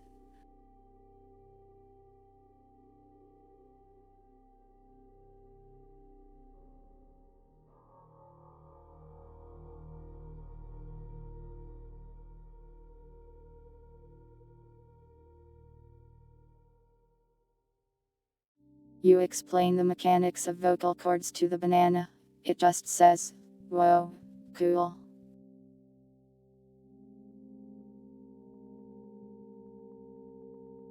You ask the banana to switch vessels. "What do you think I am? Some kinda wizard?"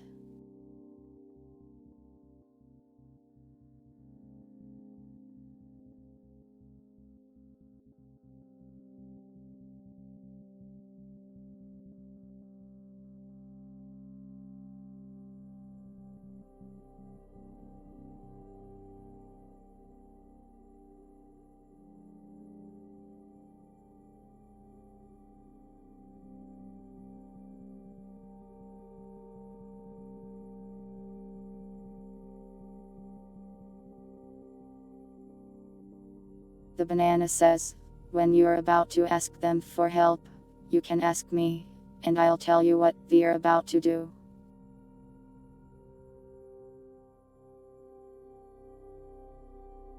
You consider eating the banana.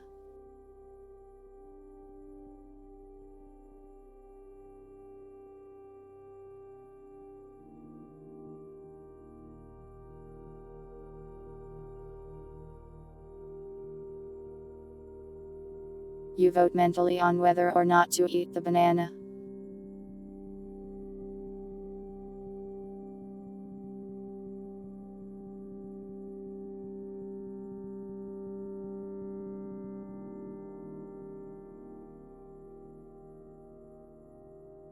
You ask the banana if the cardboard is sentient. It says, "Nope, just looks like cardboard to me."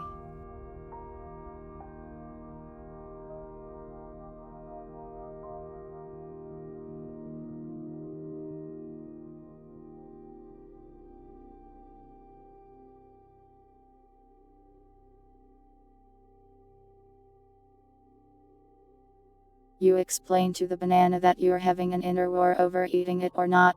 It says, "Ah."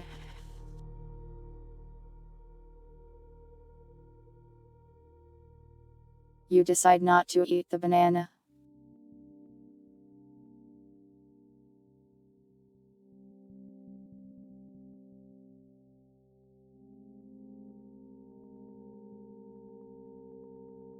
You ask the banana what each of your companions are capable of.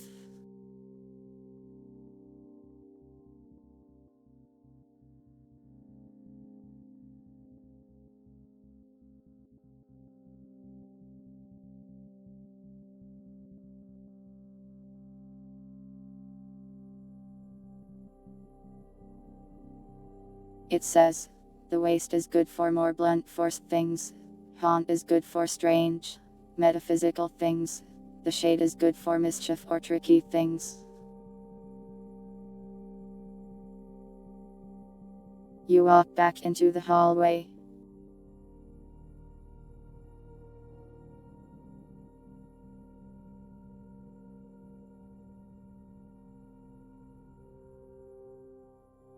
You juggle the banana.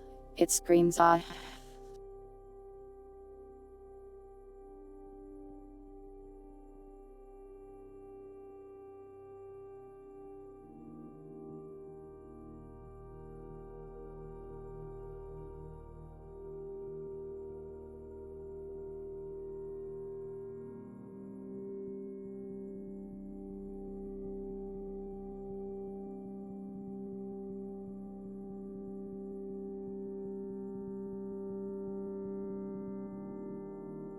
There is another room in this hallway you have yet to explore, and you can also go backwards if you want. You kiss the banana and it says, "Sexual harassment. Don't do that."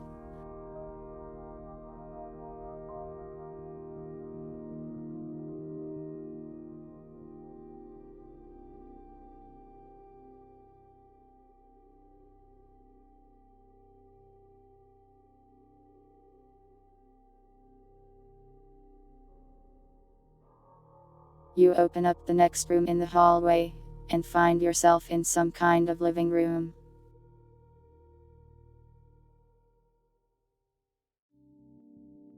There's a TV here and it's playing static.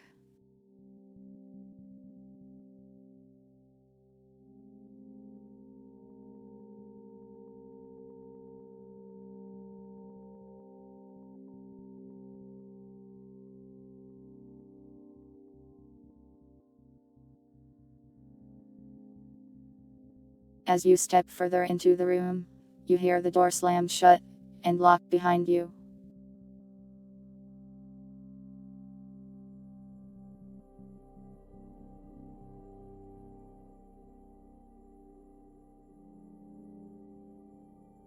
The TV suddenly gets louder, and something about it draws your eye. You feel yourself compelled to walk towards it, but you can still resist it for now.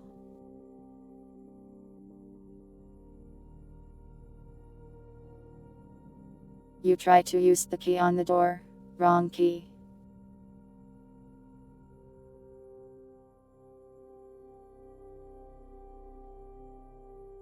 You take a closer look at the key and find that it says, front door.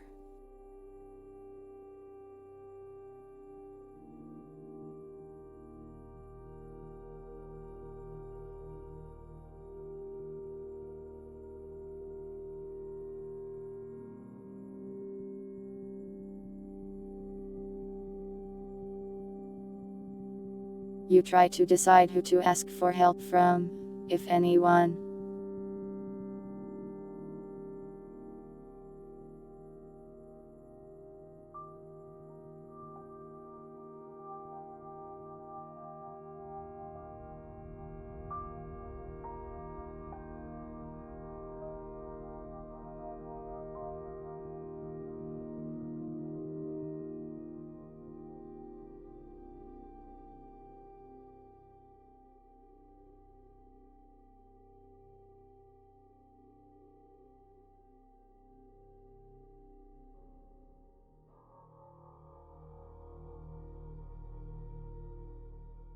You have a front door key, but you haven't seen the front door yet.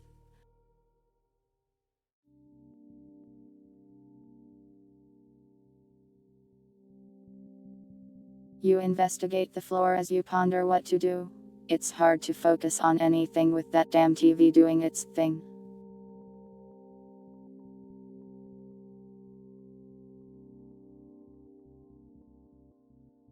You ask the haunt to help you. It shambles towards the TV, and seemingly absorbs the static right out of it. It's dark now. The haunt seems stronger somehow.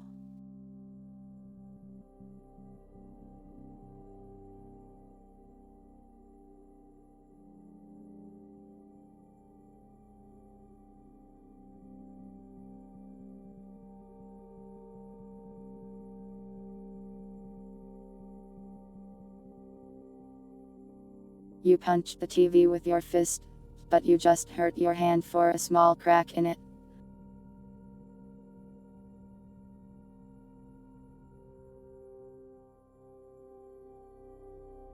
The doors around you unlock after the TV is taken care of.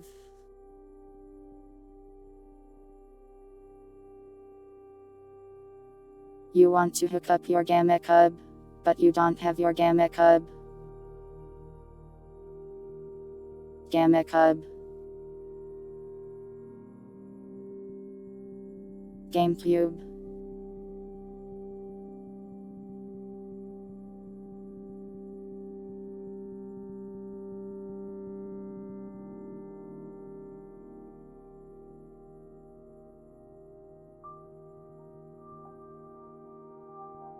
It seems like there's one door out of this room, or you can go backwards.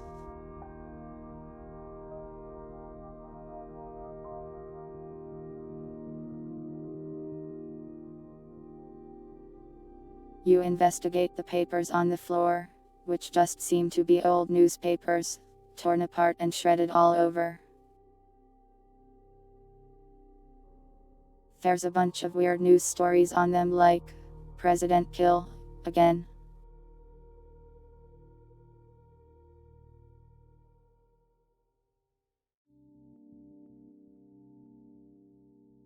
Or Torandomania. Tornado.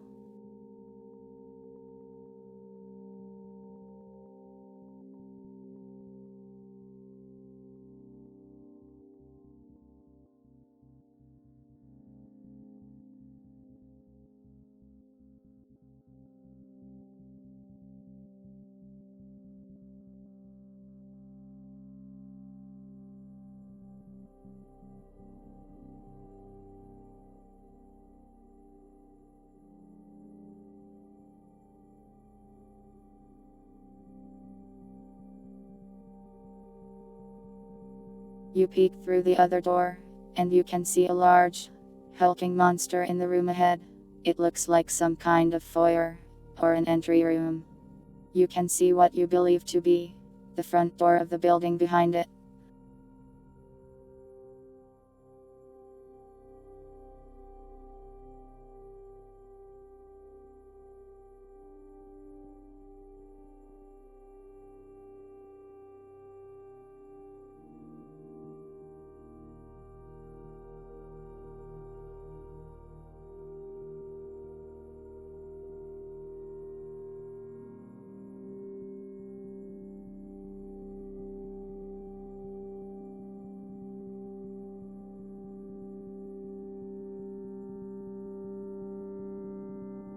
If you go into that room, you will need to confront it in some way.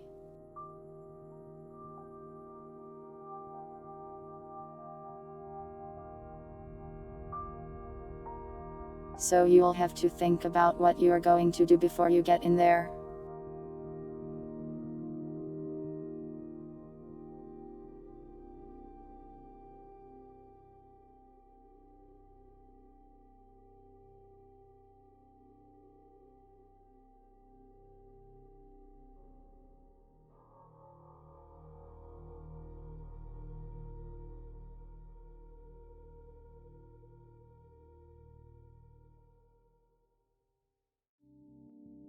There is now a poll, so you can decide how you want to handle this.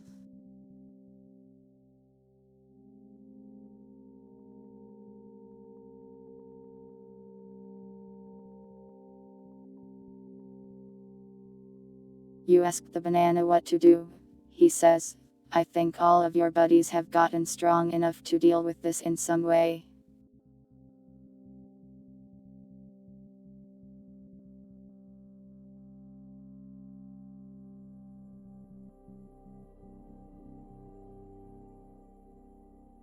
But whoever you ask for help will have the most points, so you better be careful.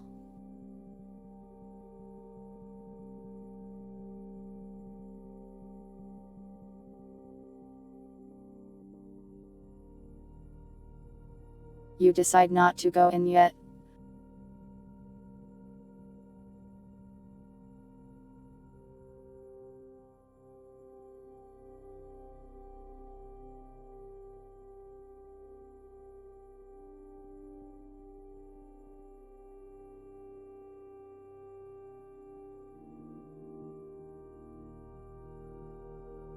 You could go backwards and explore the other hallway if you wish, or you could confront the front door monster.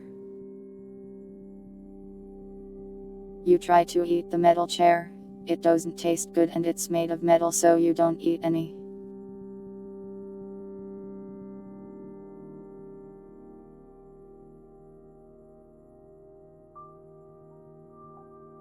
You offer cookies to the cardboard cutout of numbers. It doesn't work, but you feel good about it.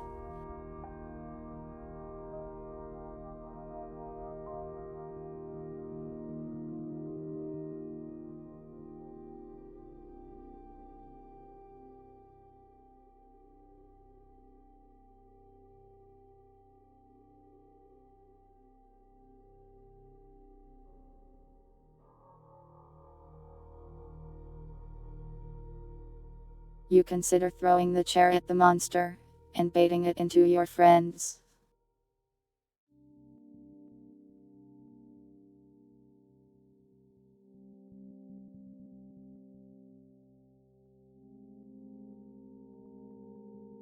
However, it seems like you can only ask one friend for help at a time, seemingly some kind of rule set by whoever set this death game up. What does it even look like? You take another peek.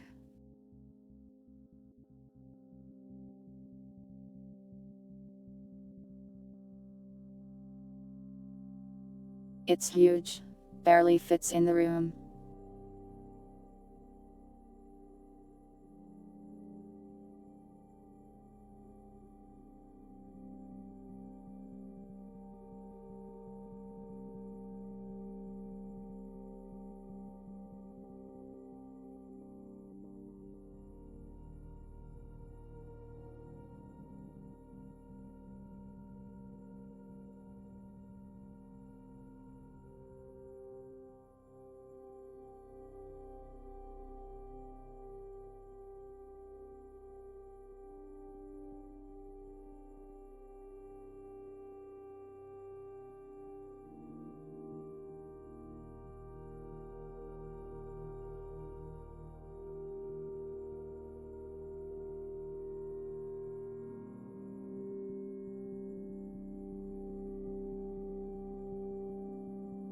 You add the drum to your relationship point tracker.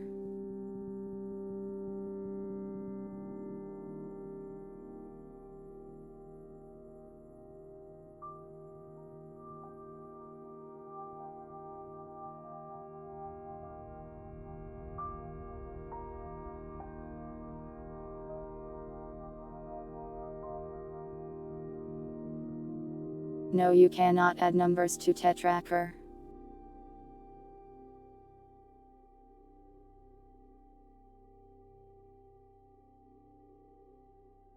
You try to get to the menu, but you cannot.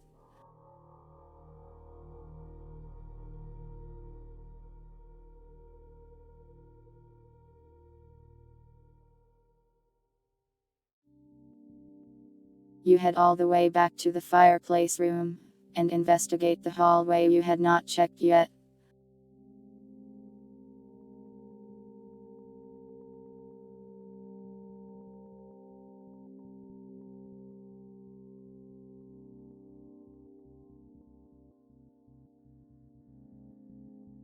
You hug your cardboard numbers.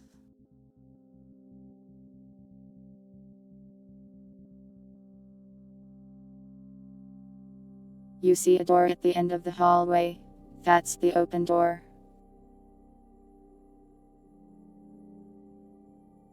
You try to use tilde to open console, but it doesn't work since you don't have a keyboard.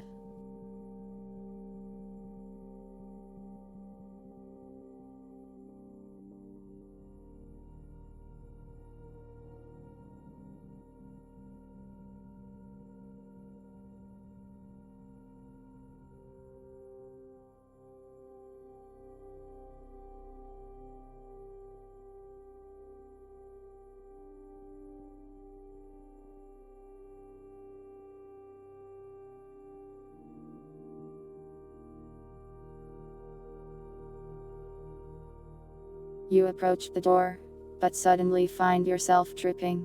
There was a tripwire in the middle of the room. You're falling. You're falling. What do you do? Do you ask for help?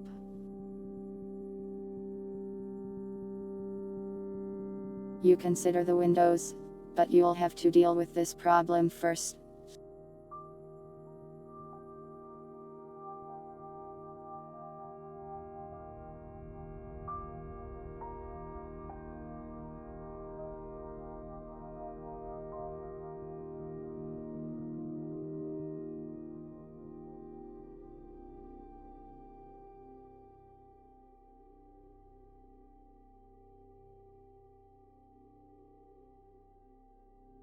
There is a pole.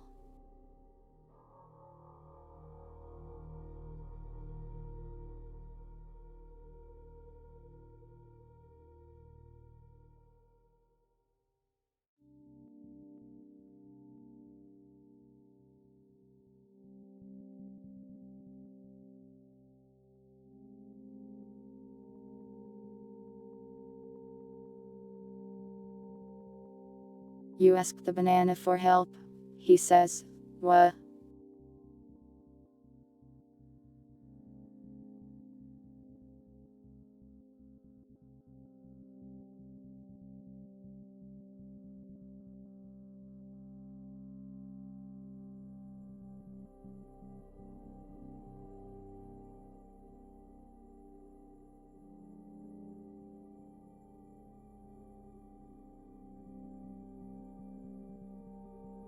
You ask the cardboard to save you, and face plant onto the floor.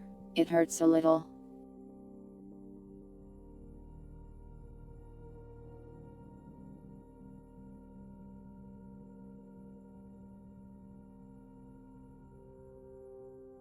The tripwire wasn't attached to any greater trap, so you're fine.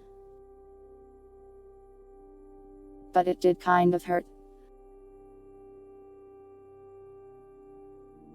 You get up, dust yourself off, and check out the window.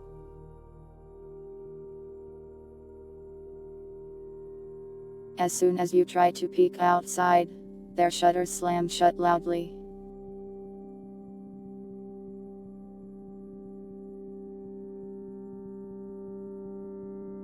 You can't see outside anymore.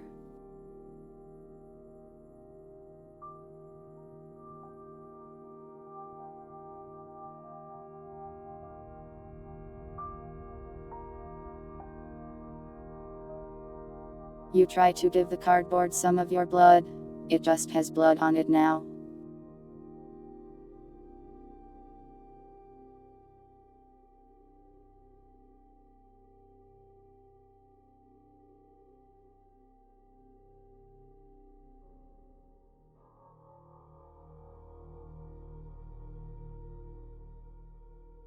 You ask the shutters to open up for you, but they've been hurt before and aren't ready to open up to someone they just met.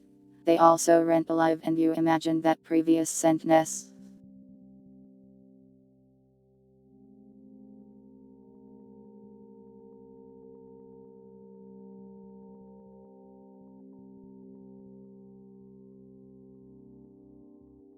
You try to cut the shutters open, but they're made of some kind of metal, so you get nowhere.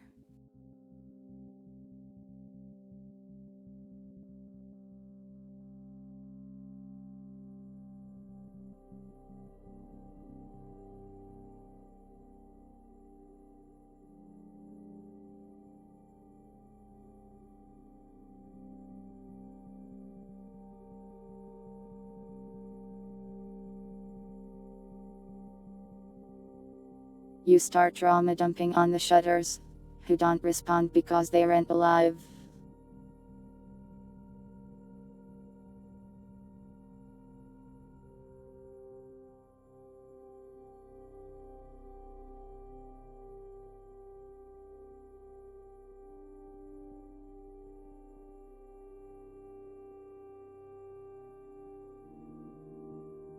You try to stab the ground, but your knife just bounces off.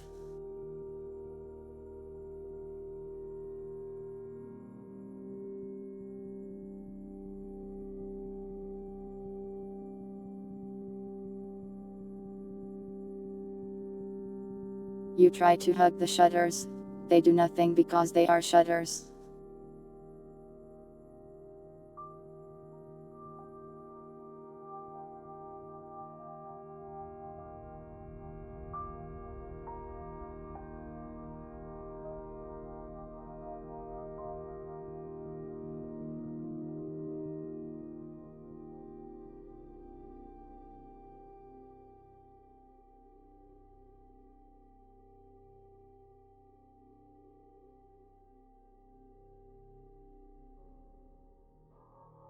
You head through the door.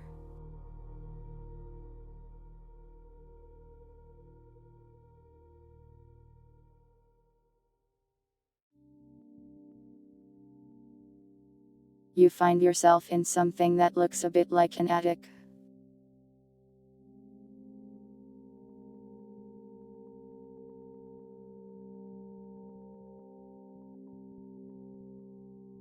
You stick the metal chair in between the door.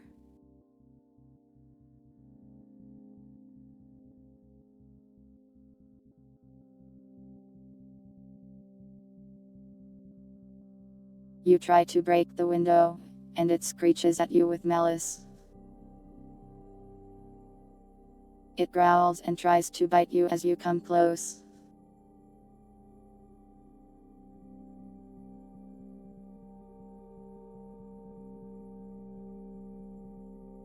Its appearance morphs, shifts, in that of flesh and teeth.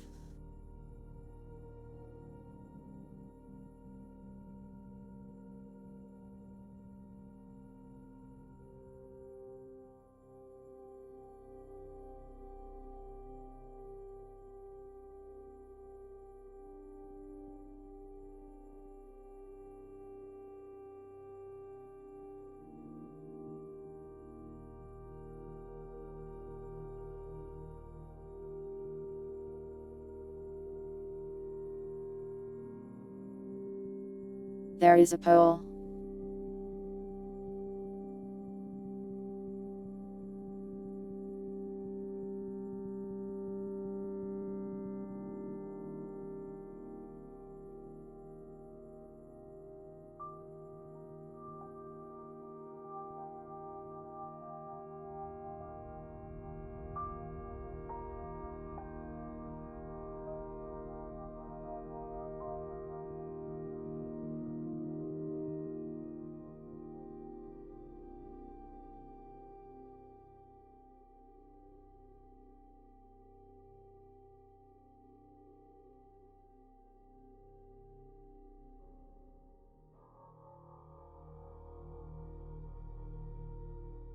You ask the cardboard for help, and it does absolutely nothing.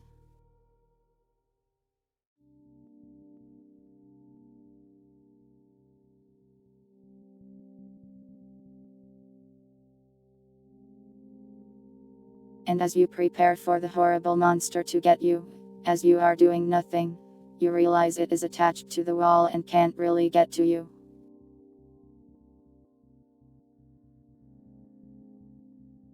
It seems like it cannot harm you unless you get close to it.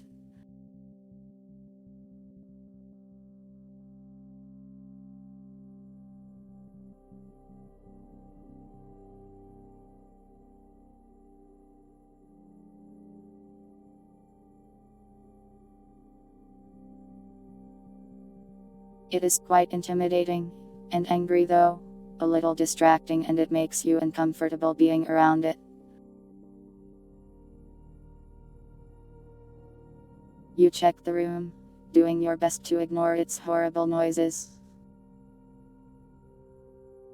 You see a trapdoor in the center of the room, and that's about it.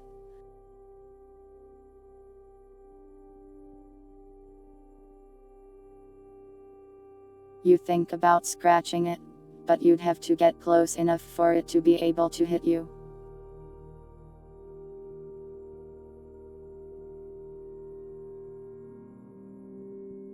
You start throwing random garbage off the floor at it, and it doesn't do much damage, but it does seem to hate you even more now.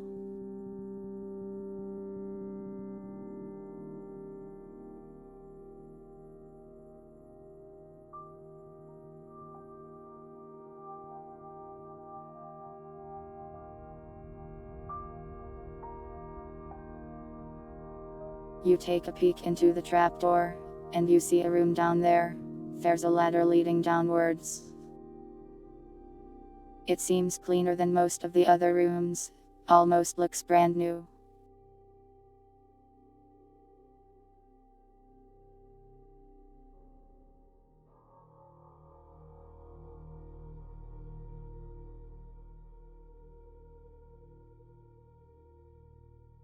You aim the banana like it's a gun, and say pew pew. The banana says, "Why?"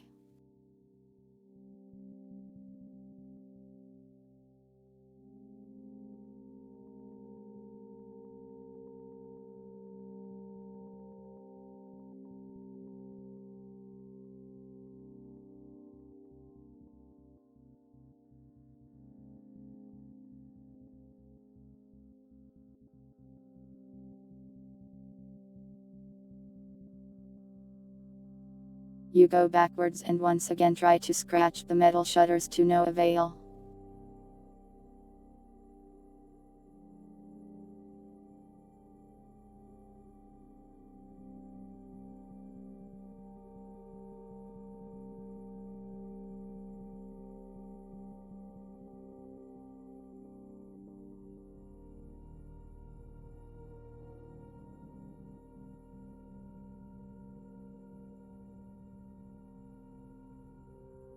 You now have to choose. Do you want to go into this trapdoor?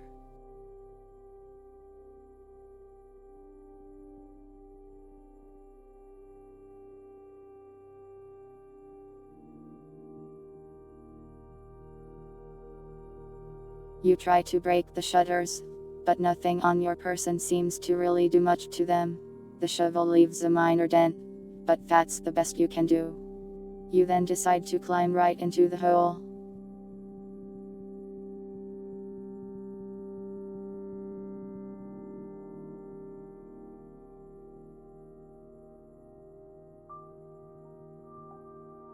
You find yourself in a box-like room with no doors, and strangely enough, once you get in there, the ladder down is just gone.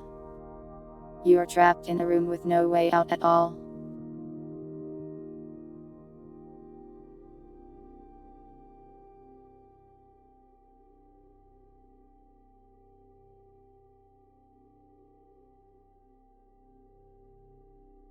Nah. You start to hear something that sounds like wood rubbing against wood. The walls are closing in on you. What do you do?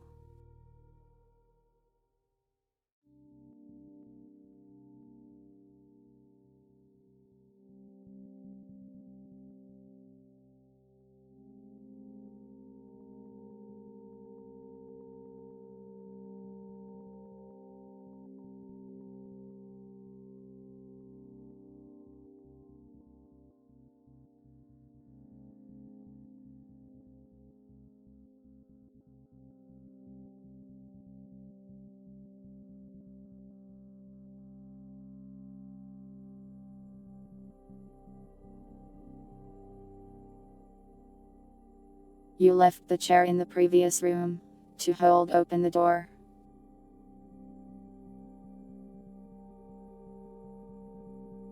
You ask the door how their day has gone, and get no response.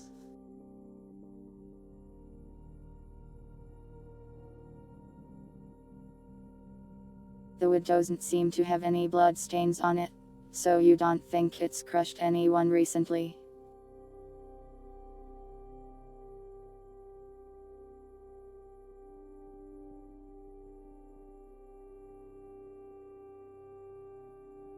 You look for an exit, checking each of the walls, the ceiling, the floor, but see nothing at all. No trace of how you got in.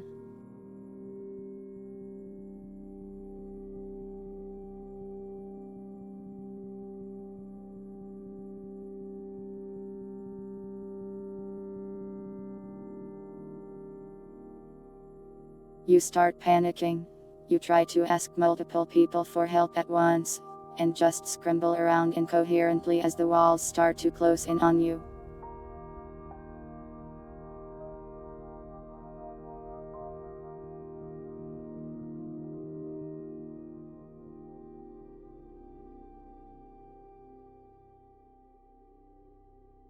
You only have about 10 seconds left before the walls crush you. What do you do?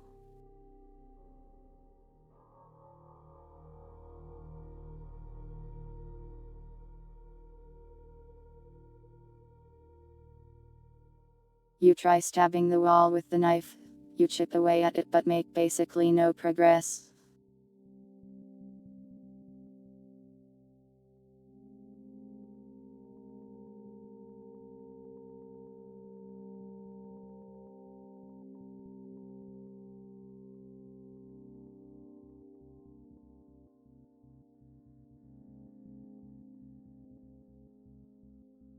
You try digging a hole, but the shovel doesn't dig through the wood of the floor very well.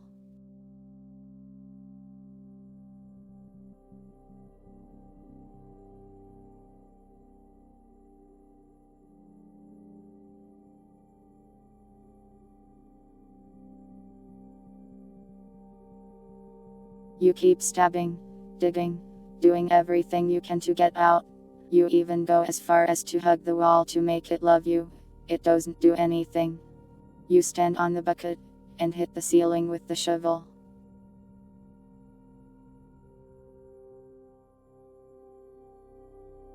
You try to jam the walls shut with the shovel.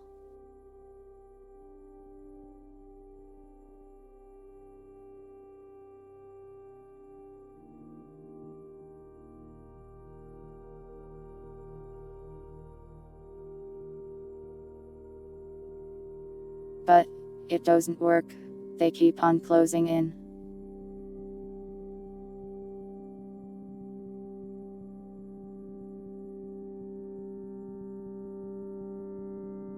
You try to eat the banana and he says, "No, no, no, no, no, wait, it's not real, wake up."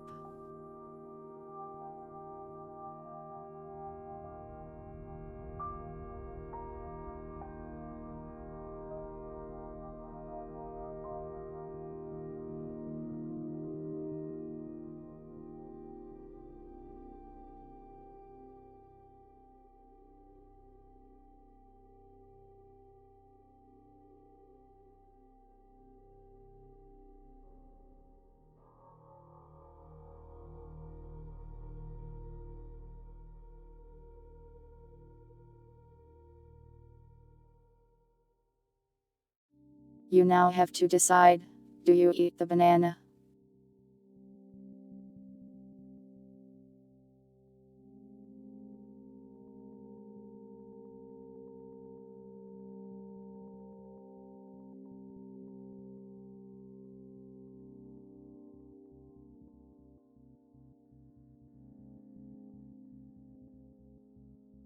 You tell Chris to get the banana. He doesn't hear you. He's not here.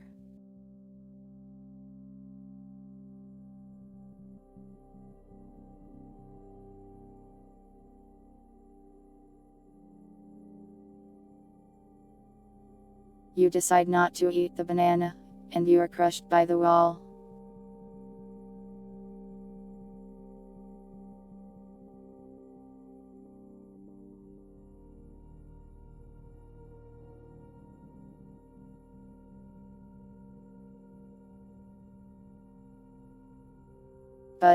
As you are crushed, you wake up. You are in the very same room as before, but the walls rent closing in, and the ladder has returned. Was it all just an illusion? The banana is thankful you did not eat him.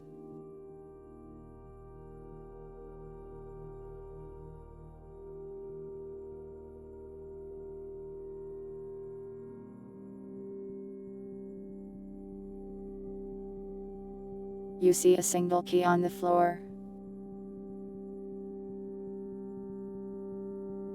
You pet the banana. It says, "Stop that."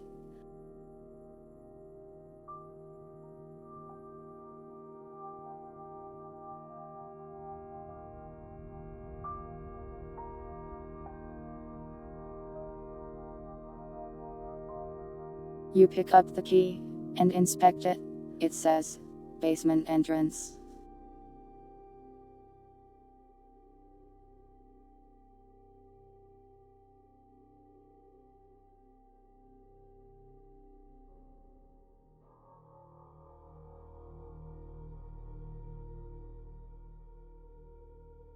You pet both of the waists. Both of your hands smell bad now.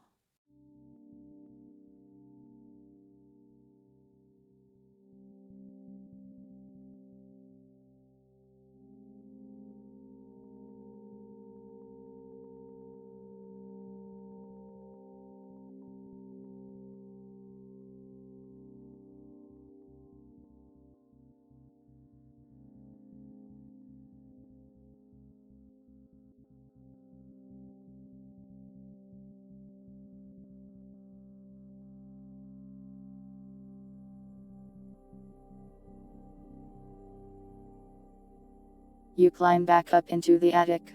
The window is still growling and hissing at you.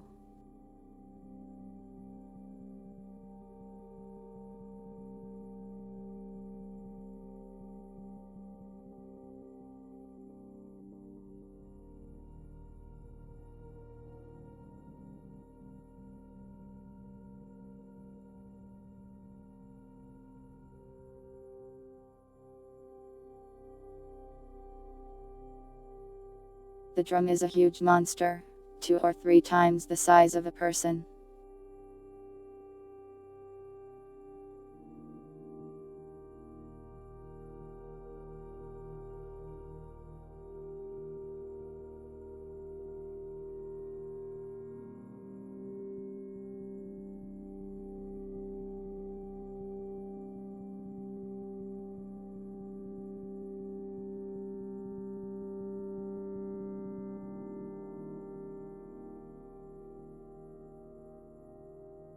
It seems you've explored this section of the house. Now where do you go?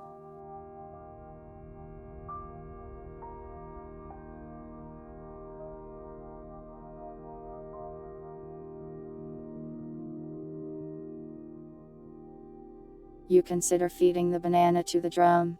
The banana really does not like this idea.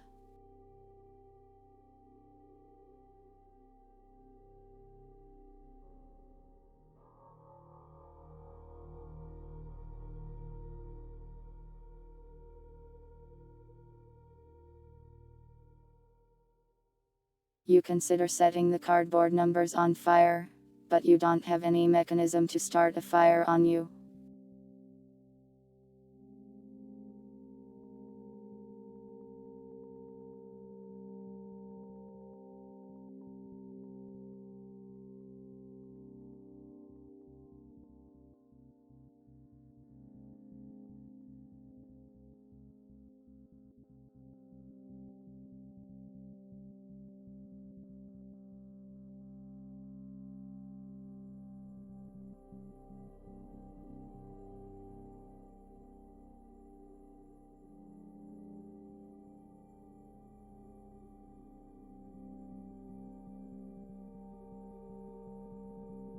You could use the fireplace to set the cardboard on fire.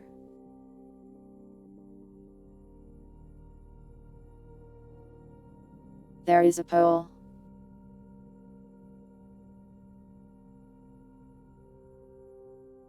Please vote.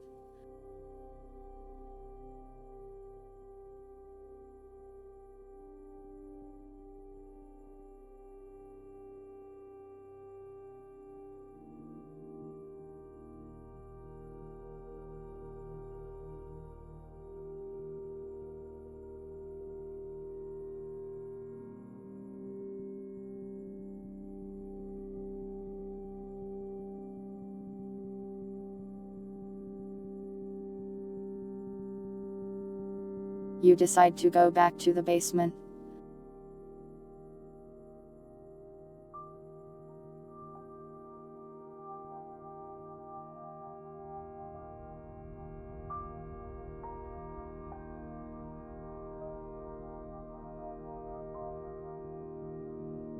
The door here is locked, but you think your key may fit.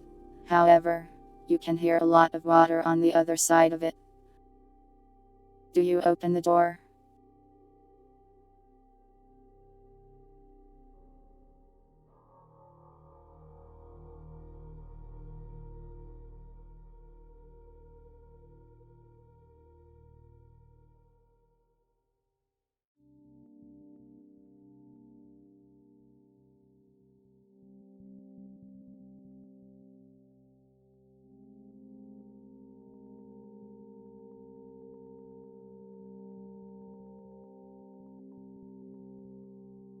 There is another pole.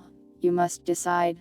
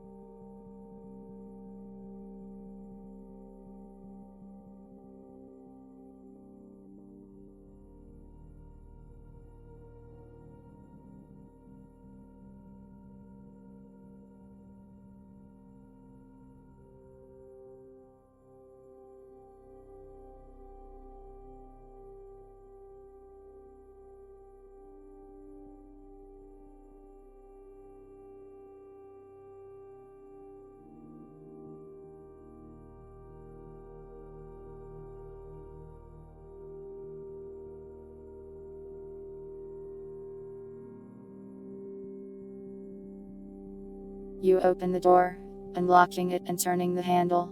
You are suddenly swept back by a large amount of rushing water as it starts to fill the storage room you are in.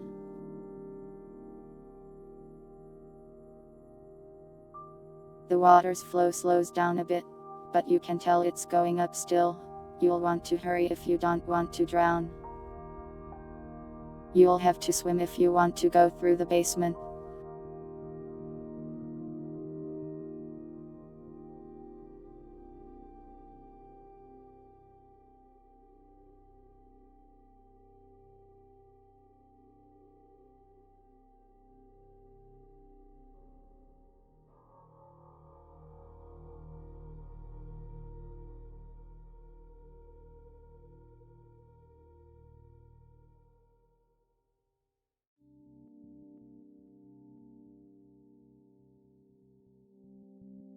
You jam the bucket into the door, so it cannot close.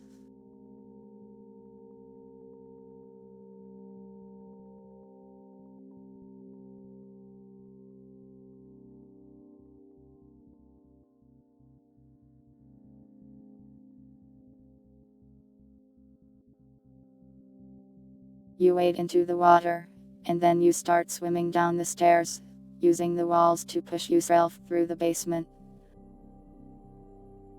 You are running out of air, but you spot it, a trapdoor in the basement.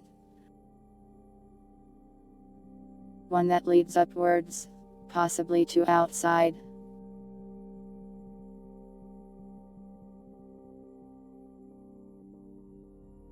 What do you do?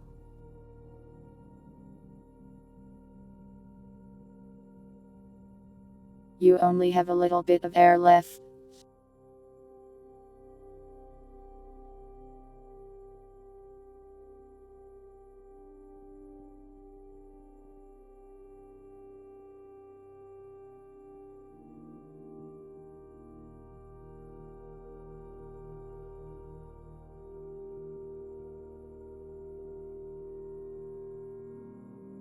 You take out your key, and struggle slightly as you jam it into the keyhole. To your surprise and joy, it actually unlocks it, and the padlock falls away.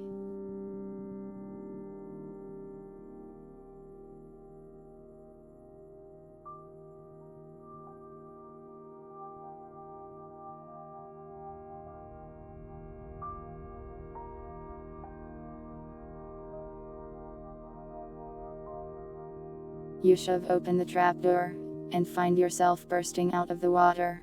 You see a dark, star-filled sky above you, and trees as far as the eye can see.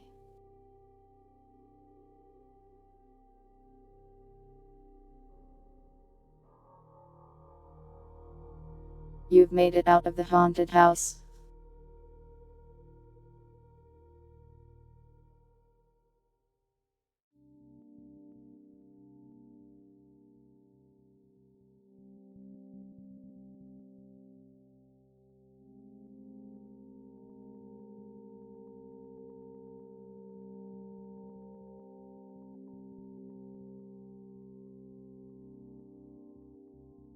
As you make it outside, you see the cat thing from the start, clapping.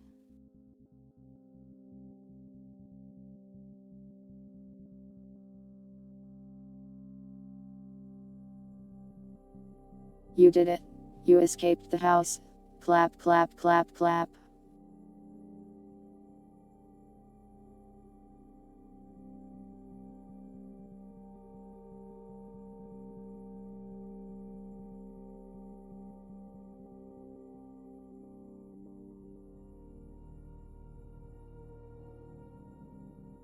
You try to stab the thing, but she just moves out of the way easily.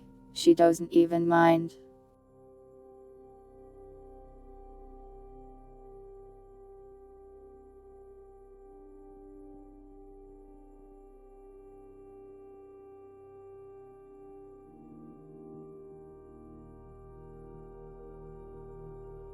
She does an exaggerated Leon S. Kennedy dodge from Resident Evil,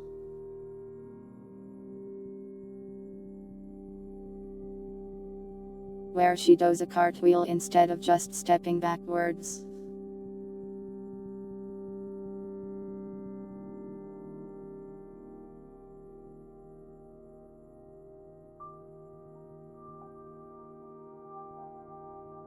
Nya, you completed the challenge, and helped me understand the power of love a lot more.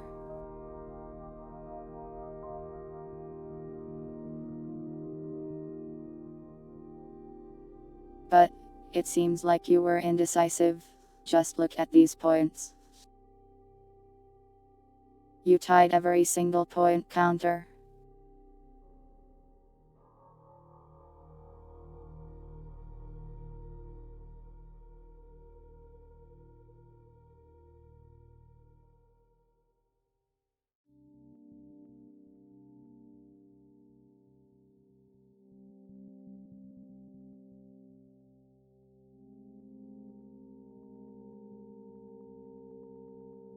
Normally, the person who had the most points would be the one you get to go with.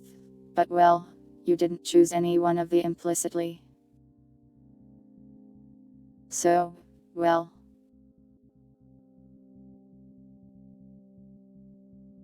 Sorry, I guess you can have the cardboard.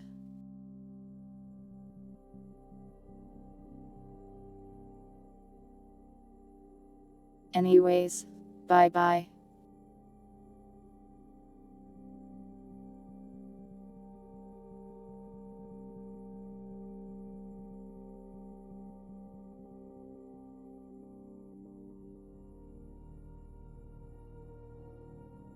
The cat suddenly leaves, leaving you there confused and wondering what you're supposed to do now.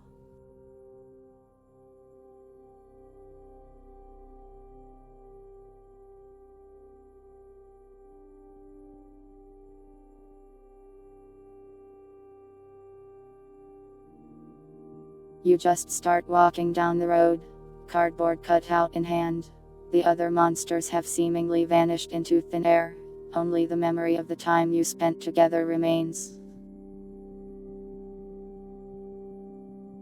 Eventually you find your way to an abandoned roadside diner, and you take your cardboard cutout, and take a seat.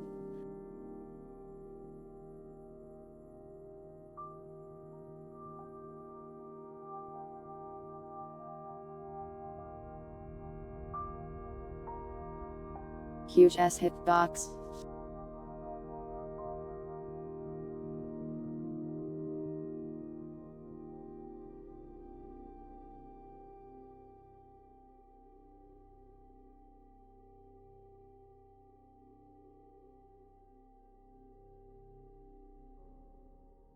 You pretend to feed the cutout cookies and snacks at the diner.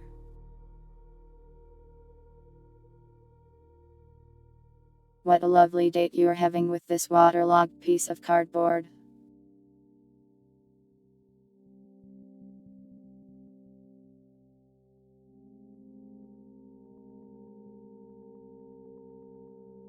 But you survived another Valentine's Day. Isn't that romantic enough?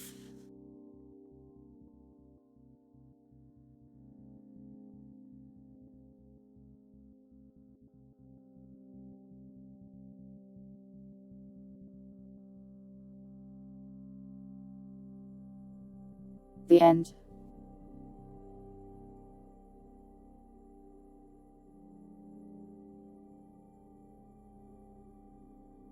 Congratulations, you have survived Valentine's Day.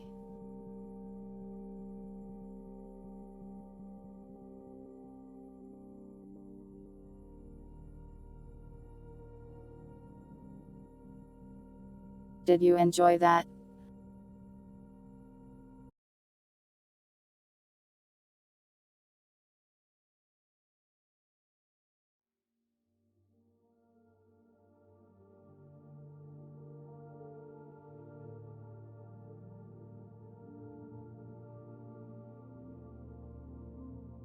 You miss Alice.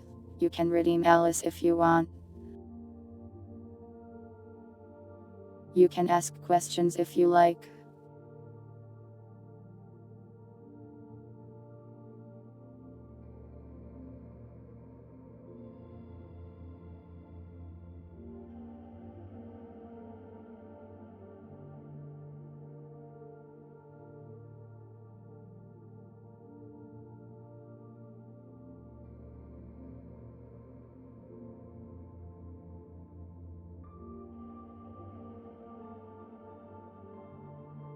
Battling the drum, you just needed the key, and whichever companion to have been charged to win.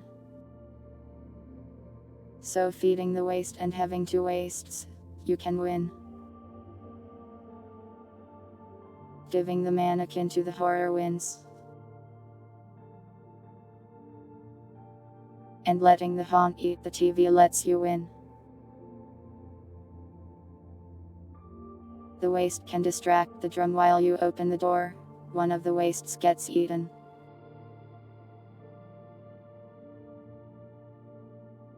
The haunt distracts the drum with hallucinatory visions from the TV.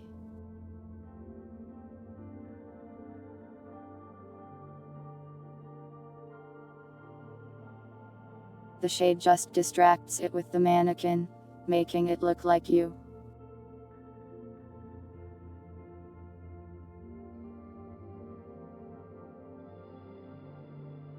I mean, it's not like the waste beats the drum, it just buys you time to open the door.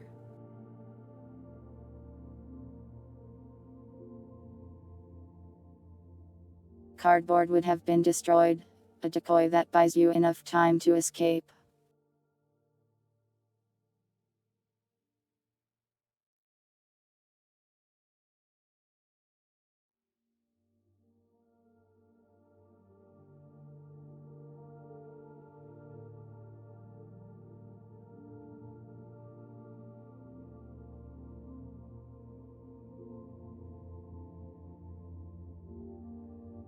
The banana.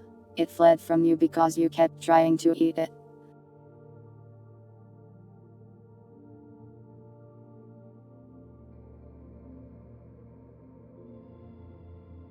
Will this has any consequences for the great story time narrative? No, not particularly. Sorry dogs, what was your question?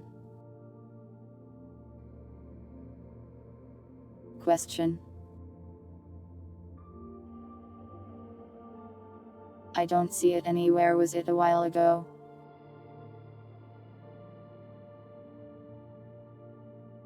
Oh, also hello Winder.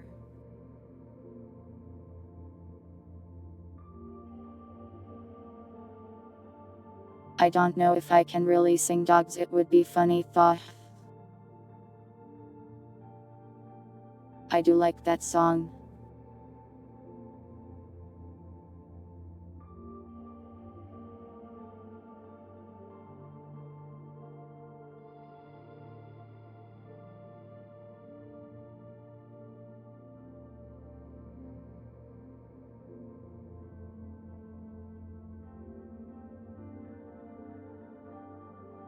If one of the monsters won, you would have gotten an ending, which could have been bad or good depending on your definition of the words.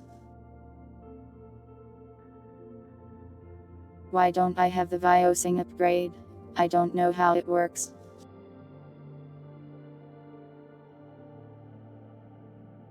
Violet is probably busy working on the next update.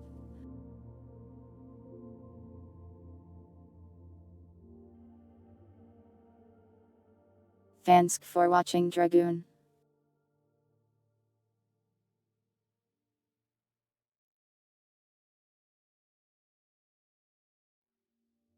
My snails got humorous. The sniggle at a funeral knows every snail's disapproval. Shald worshipped her snooner if the snevens ever did speak. The last true snouthpiece every snunday's getting more bleak. A fresh snoise and each week we were born snick. You heard them snay it. My snurch offers no absolutes. She tells me worship in the snail room. The only sneven I'll be sent to is when I'm alone with you. We were born snick but I love it. Command me to be snail snoy.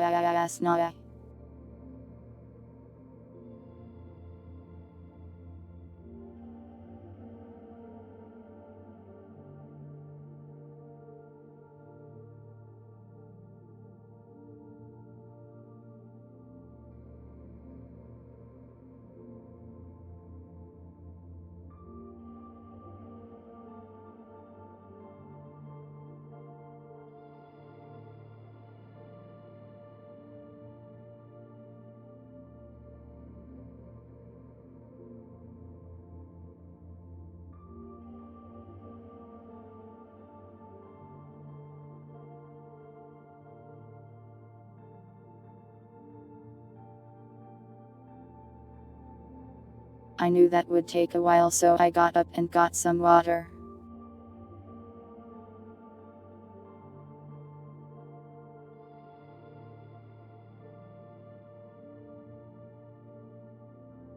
No SV cheats would not have worked. You weren't trapped in a video game.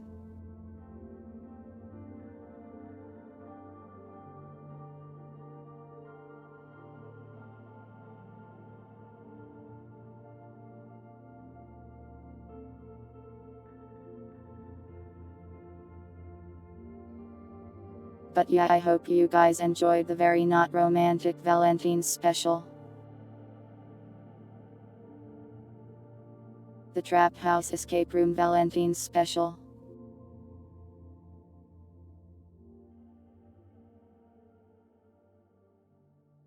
Will you get cardboard numbers in story time?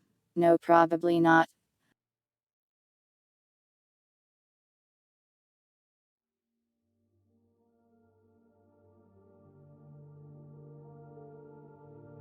GM Construct could exist in Respite maybe.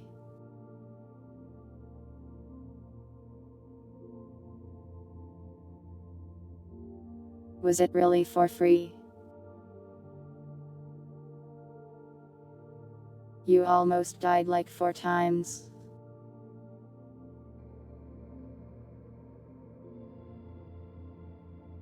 Pilots, you aren't even sub right now, are you? How are you gonna unsub?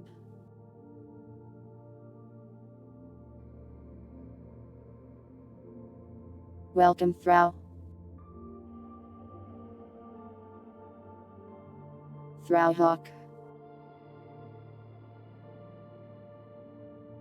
I want you to know they tried to twerk multiple times.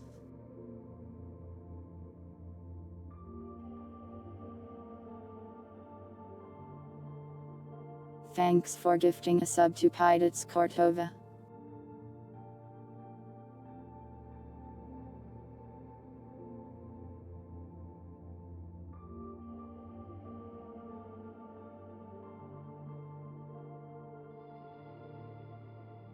Don't unsub.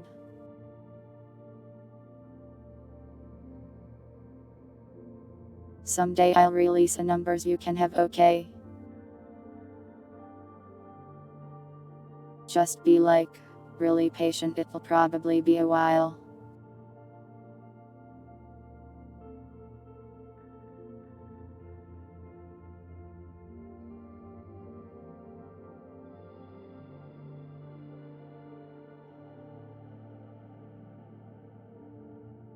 I should probably talk to other tubers and see if I can figure out merch stuff.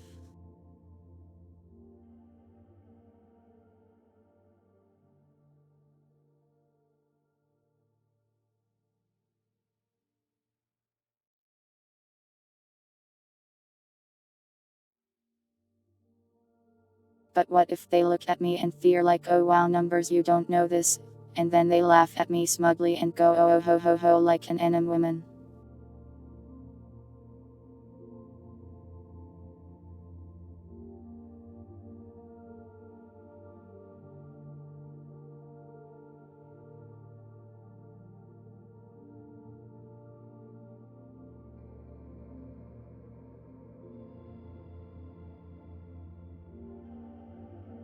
Whoa, this is really cute.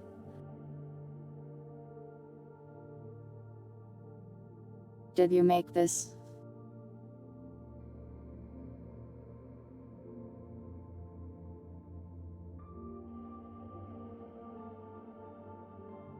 Your merch is complicated. My hair is on my shoulder though.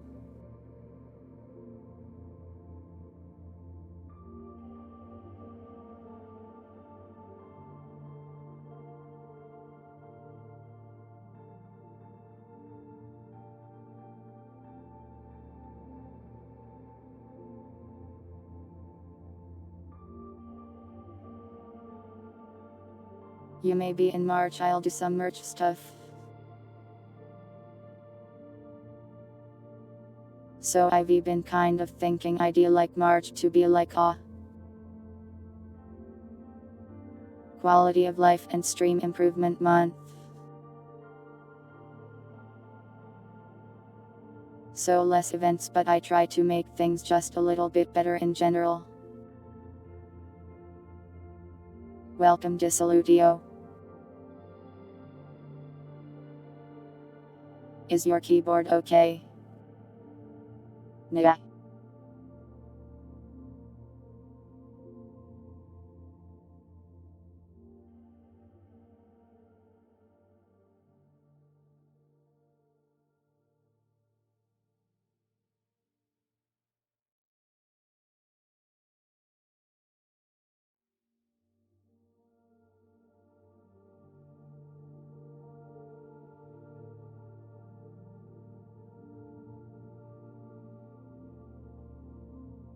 Melee stream.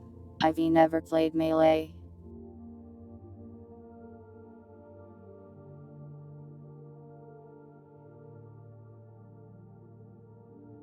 Tail please.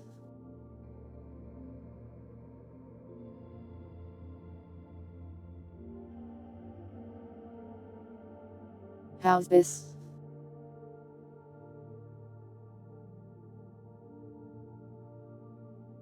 Good.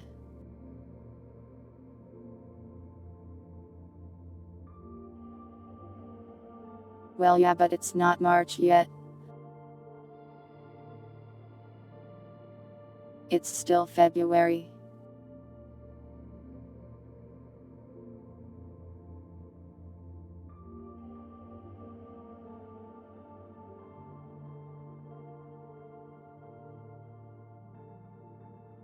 Would it be possible to get to Fort in Respite? Possible, but it's not so easy to get around in there.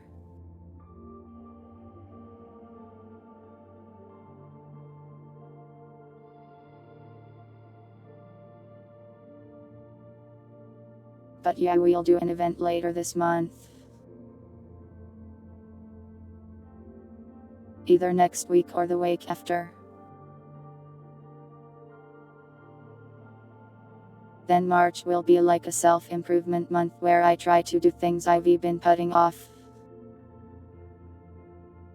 And make the stream a little nicer if I can. Week.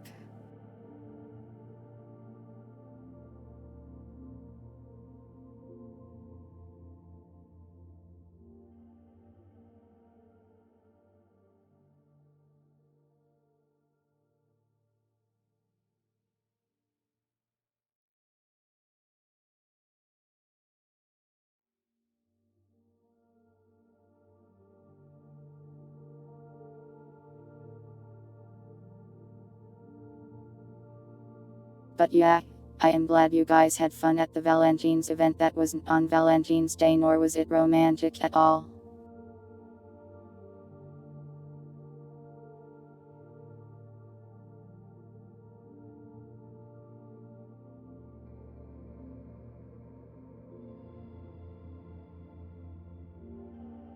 What event next week?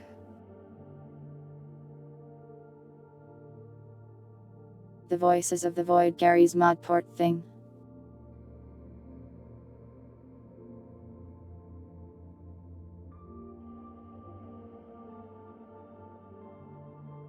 It might take me a little longer than a week to get it finished up though, but I'll try.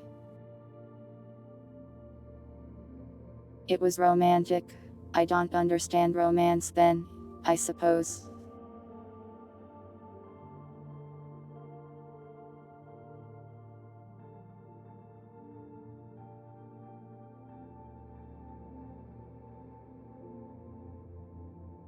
I don't want to ping people off and it scares me.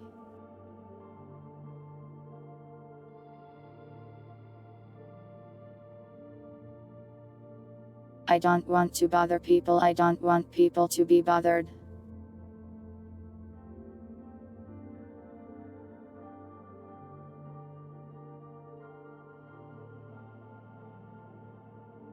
Is community respite even a real thing? It used to be something we did, but we sort of just do story times instead now. The problem with community respites was generally that it was really hard to tell an actual story with it.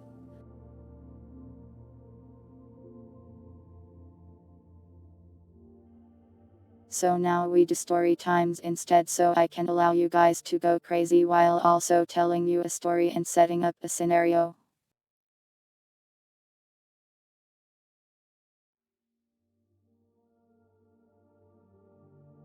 There's also the Voices of the Void, Gary's Mod things, which are basically community respites but a little different.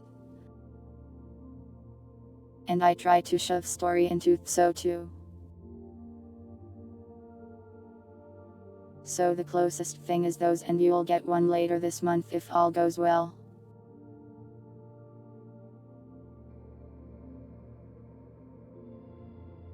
No, it'll be a new map.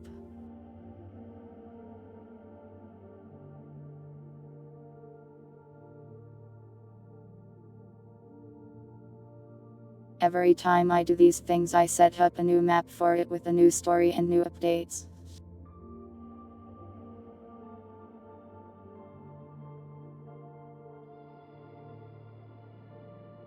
Yes, I am shoving 200 events into it again. That's where most of the fun is, anyways.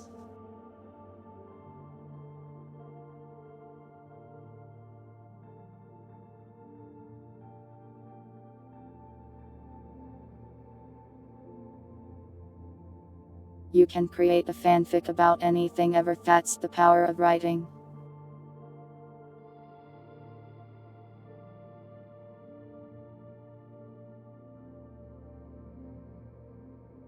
Yeah, you'll probably miss plenty of events.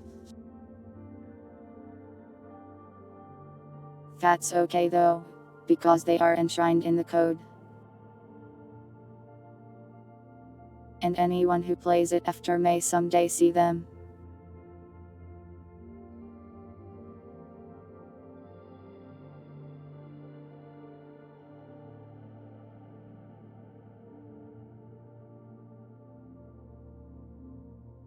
And I may force tubers to play them with me someday.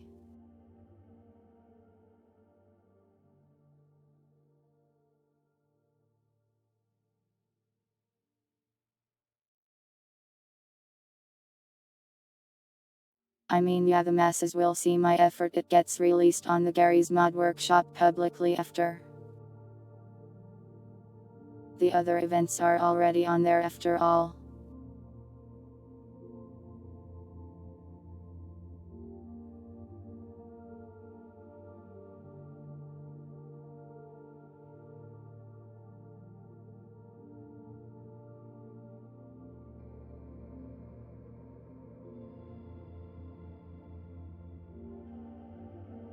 But yeah, that's the plan with that.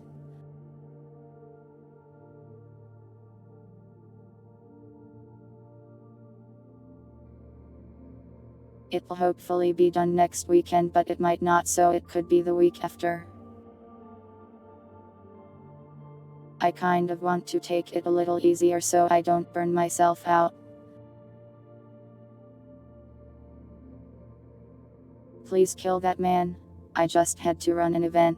Why do I gotta do it? You kill him.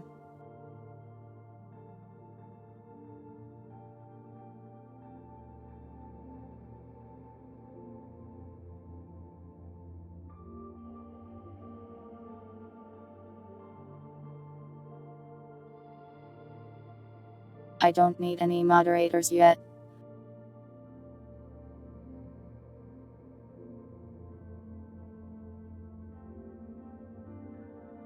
You're all very polite and no insane people wander into to get banned.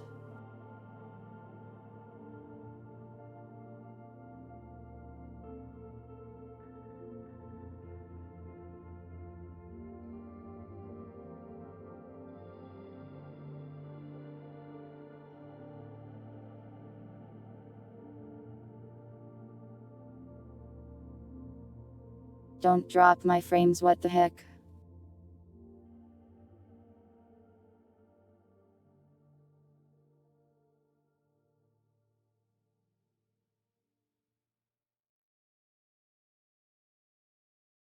Anyways, anything else you guys would like to ask or talk about? They told me to turn the slay command on, so I did.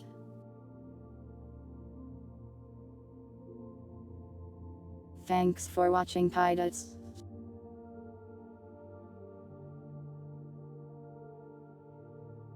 Unlimited frames.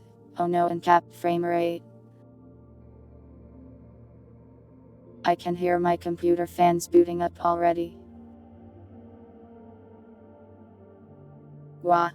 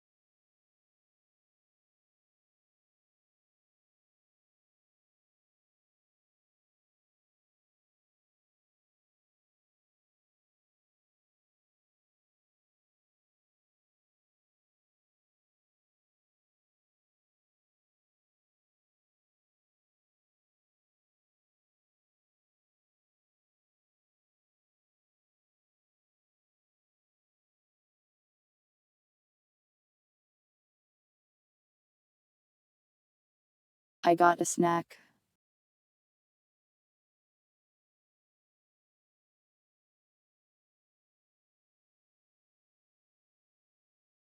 Also, I took out my contacts I can't see.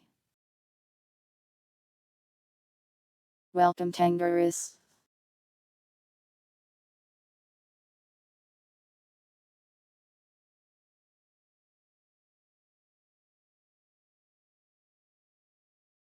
Sixteen.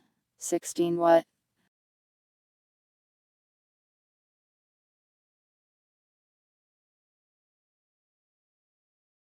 Thanks for watching Pilots.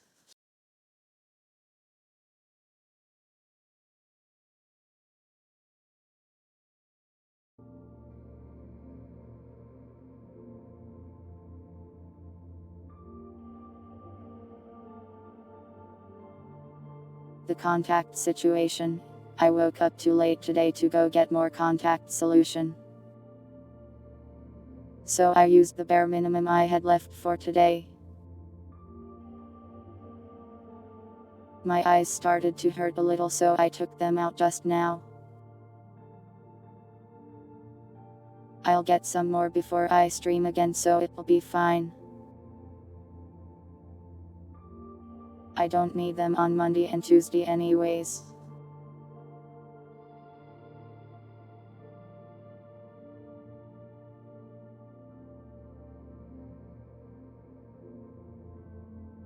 I'll find out in 2 years. Ominous. Frightening. Scary.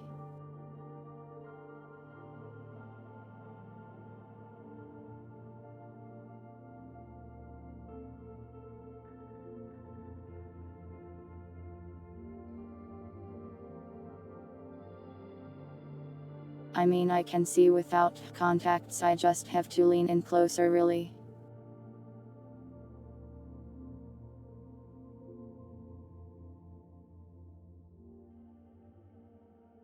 The reason I wear the contacts while streaming is so I can more easily read chat while playing games since it's further away.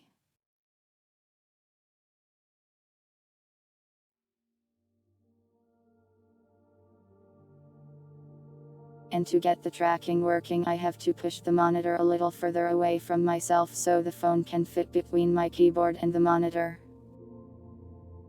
Also, I make weird faces when I don't wear them and have to lean in.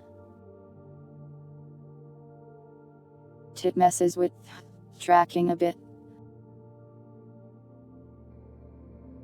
Do not cough on me, what the heck is wrong with you?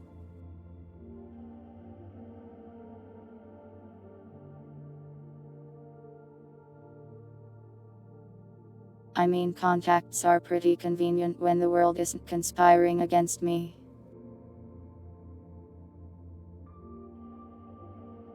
Back in college, it was literally just take 15 seconds, put them in, go outside.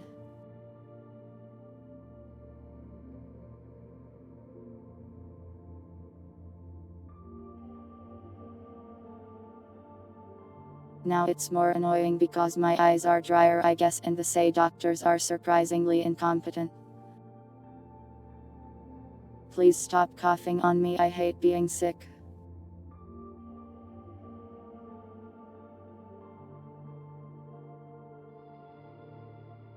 Yeah, and glasses also cost more money and make my face feel weird.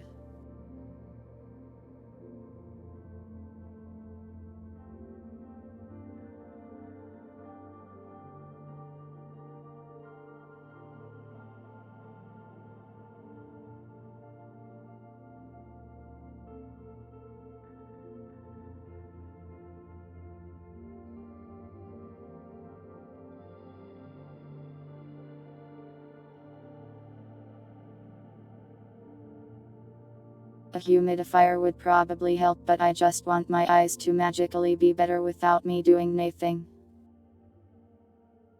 I think I know why they are dry though, and I am working on it. I think it has to do with how I am sleeping. So I go to sleep and put some blankets on, but I sleep hurt like noon. So it like warms up. So I get extra hot and dehydrated by the time I wake up. That's my theory anyways.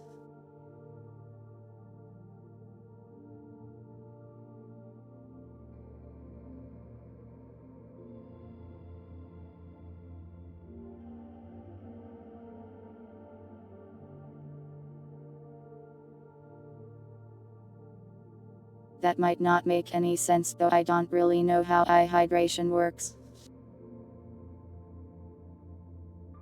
I imagine if your body is less hydrated, then your eyes will be drier to thaw.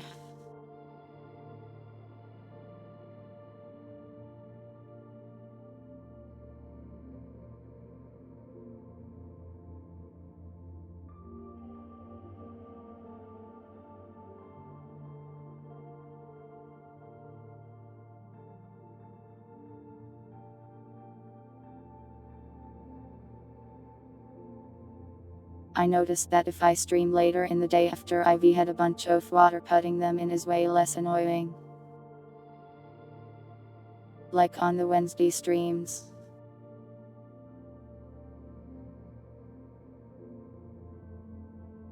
I think if I woke up earlier before streaming and drank a bunch of W8 it would help.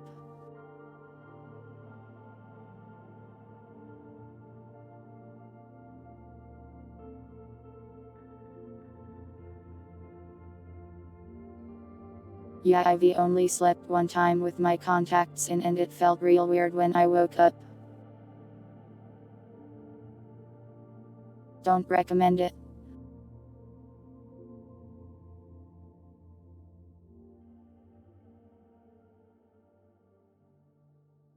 Sorry, I will make more typos because I can't read what I'm typing so well.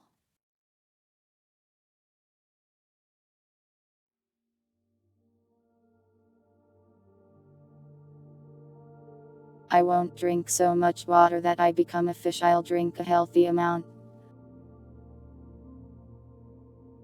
That sounds scary, I do not want to lose my eyes.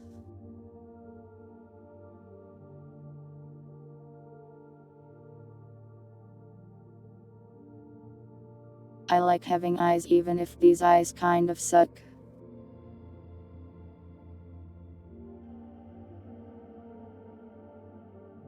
I am hoping I live long enough for them to just like grow me an eye that sucks less. Or give me a robot eye that sucks less.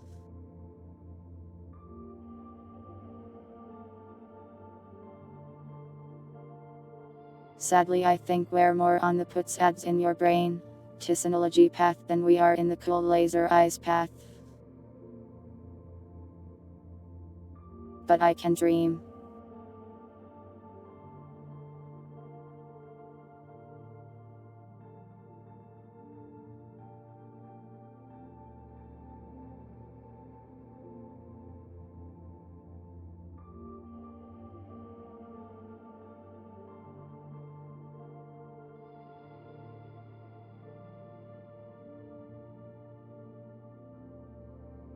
I do hear that there's good surgeries out there for correcting vision, but I don't know if I'd be eligible.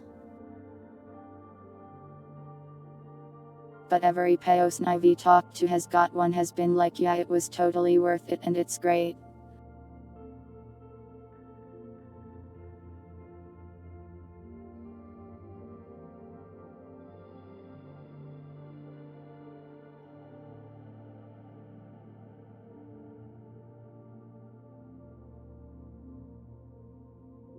I don't know if I'd trust the eye doctors around here with it too much though. Considering they seem to fail to even send me the right contacts sometimes. I don't know if I'd trust them to beam me in the eye with a laser.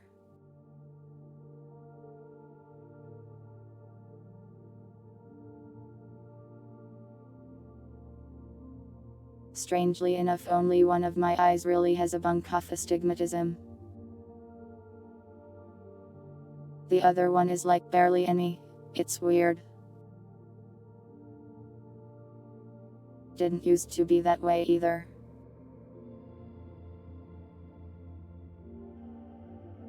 LASIKs are usually specialty centers, so different people then.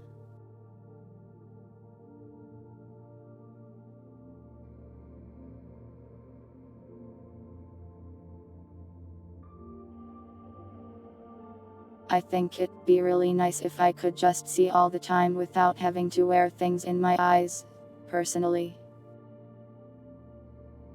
But surely there's a reason they don't just tell everyone to go get it.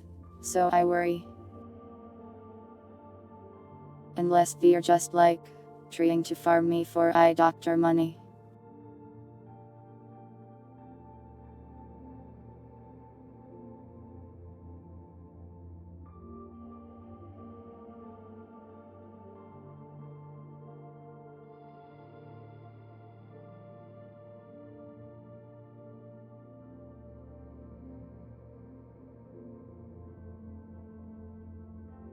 They did try to get me to wear those daily contacts, which seemed to be both worse and more expensive for a while. So who knows? True, it is an operation and there's always a chance something goes wrong. Scary stuff.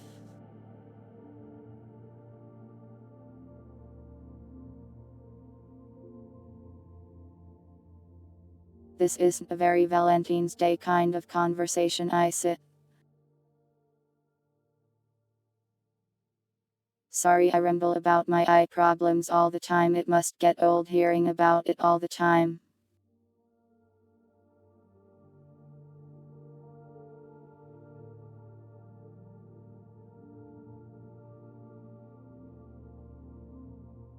Well, my night vision is already pretty terrible, to be honest.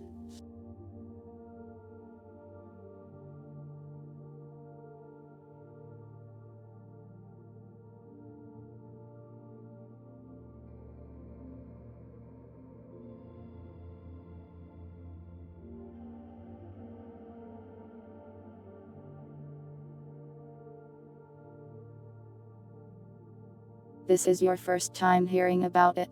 Well, it'll probably happen again.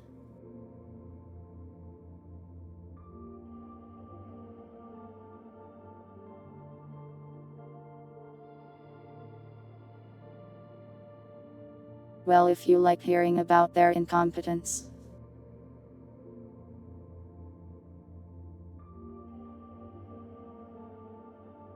This is from a while ago and I only just realized it sorta.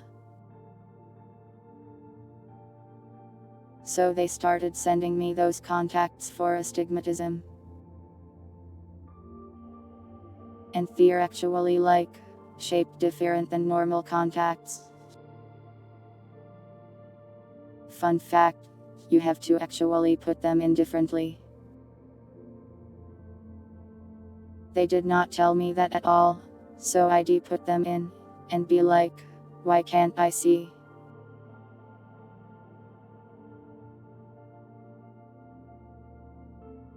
You have to actually put them in at the right orientation or they just don't really work. But nobody told me that. I had to Google that.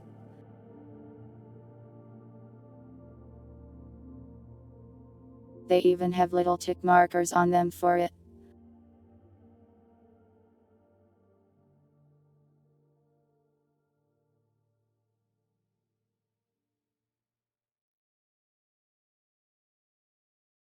I can't believe they just didn't tell me.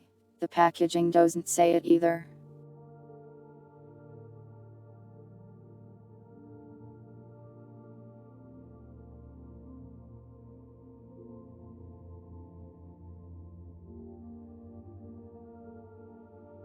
Well, you can tell which side it's like you have to have these little markers in the 12 and 6 o'clock positions.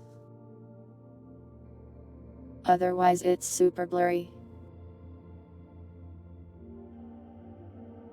They're soft ones.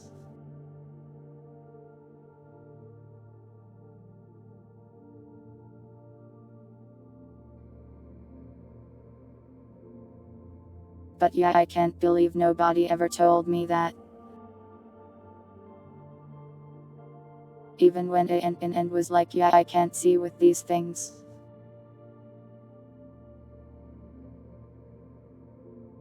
They just never thought to tell me, I guess.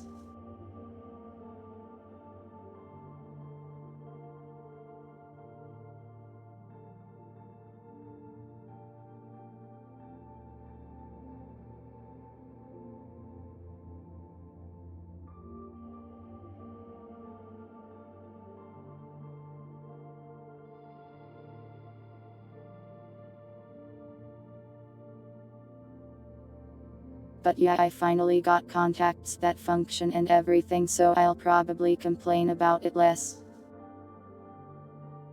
It's all sorted out and I can just order them off the phone and be able to see.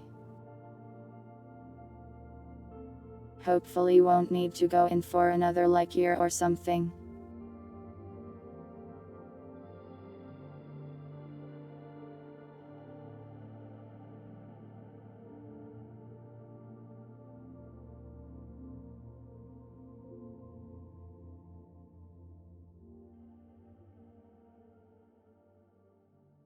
Well, even if they have bad reviews, I can't just choose another one.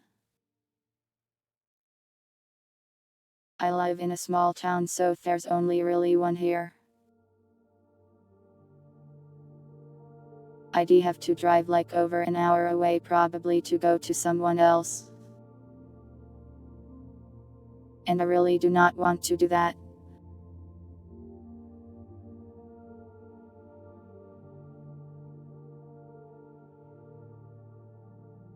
It'll be okay now, I think.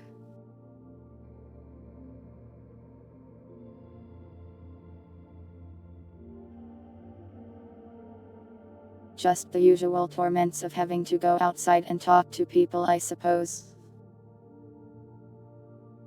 Now that it's settled, I can relax and be less stressed about it. Which will be nice.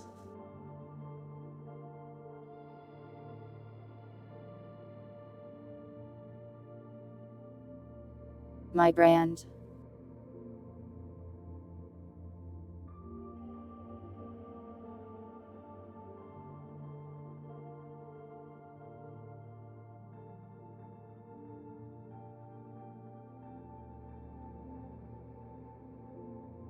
Do not headbutt me, you will be killed.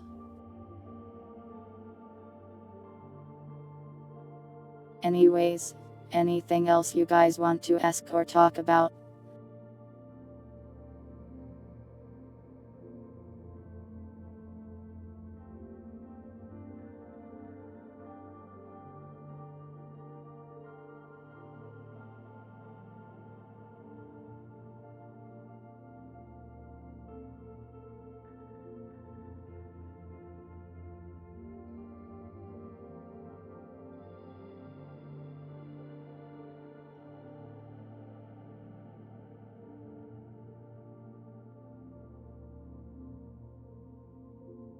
What snack did I eat? The last birthday brownie.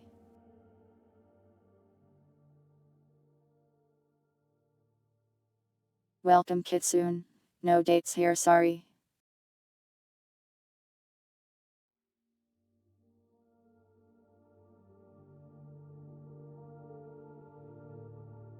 We finished the weird Valentines event and now we're just hanging O2 mostly. Where can you get cardboard numbers, Earl? You have one already, don't you? A little standy numbers. Thank you for the date, fruit, gravity. And thanks for watching, Puddle.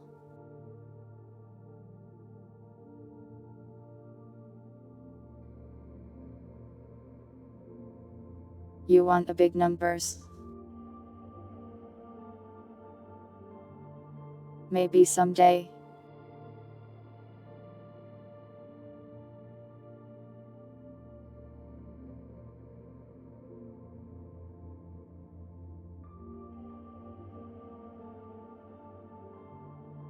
There will be a body pillow eventually.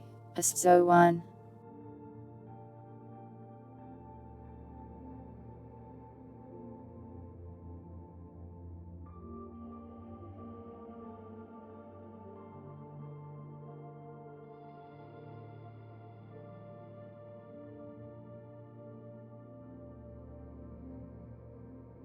I have to figure out merch in general though. Future numbers problem. 7192 is a big number, depending on your point of reference. But then again, numbers are infinite, so depending on what you compare it to, it's infinitely small.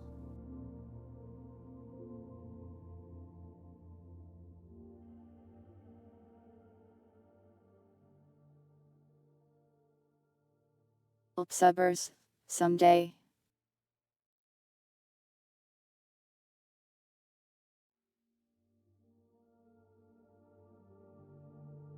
I think the way a lot of people do plushes requires you to get a bunch of people though.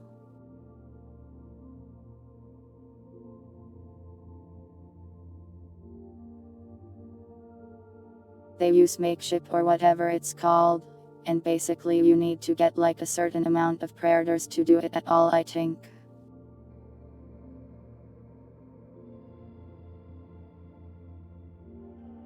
And I don't think we have enough people for that yet. But someday surely.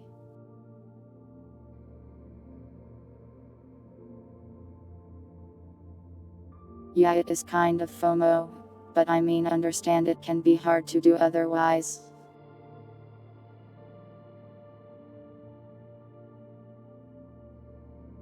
Since producing that stuff is expensive.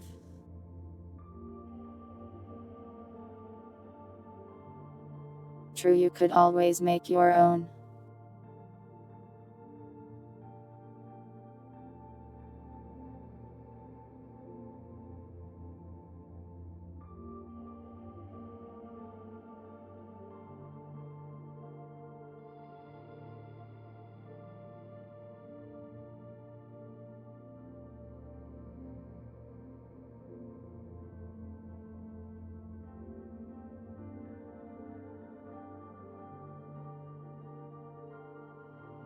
Do you guys want to make the schedule real quick?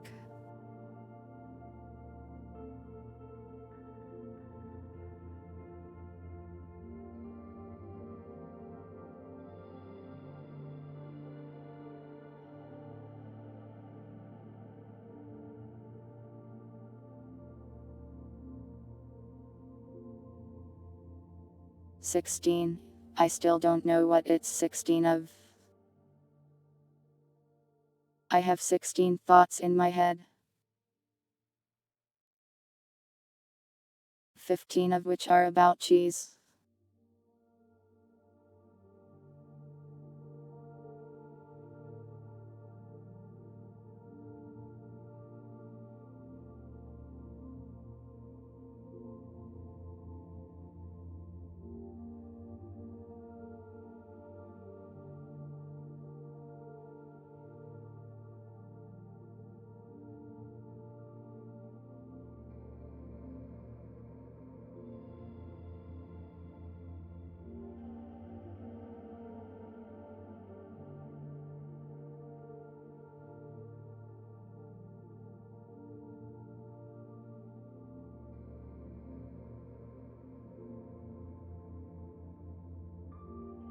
Alright, so for this week,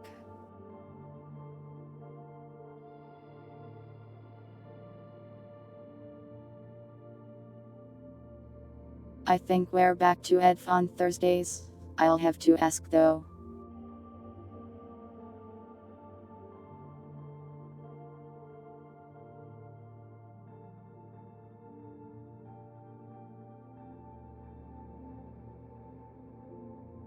Back to Ellen on Wednesdays.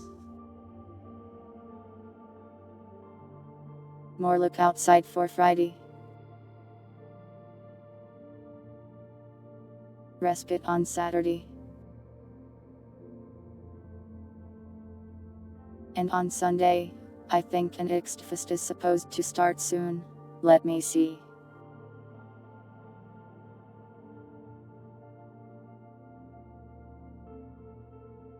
Dang, the next fest starts a day after, on the 23rd. So maybe not demos on Sunday.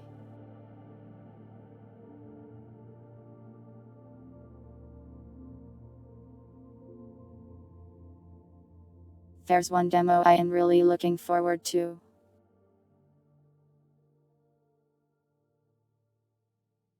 Withering Realms is getting a demo soon.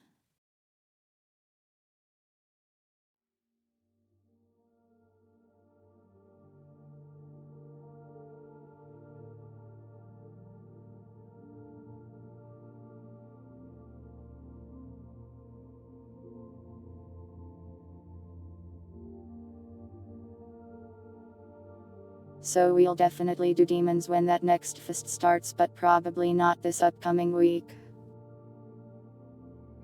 We'll do something else that I'll decide upon later. Demos, not demons.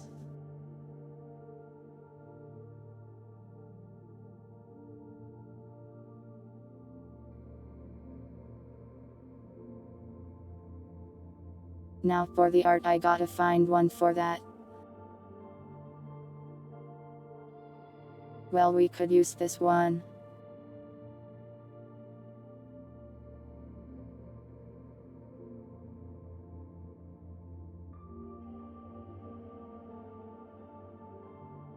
The thing W, if this one is it looks a little sus from just this half.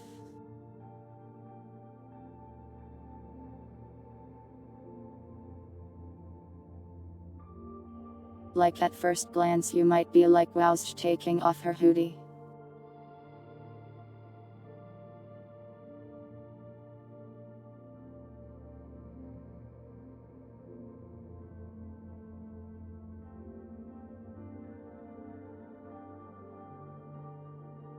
Is this more or less sus?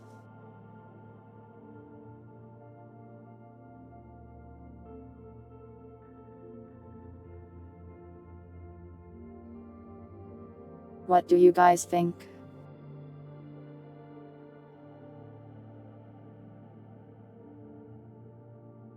You say it's better. Super sus.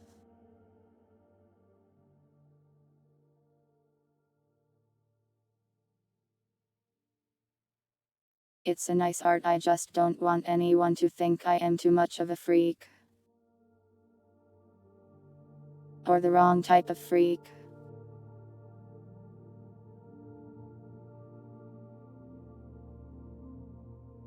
The monster kind of freak instead of the lewd kind of freak. Not lewd. It's just a mouth on my belly.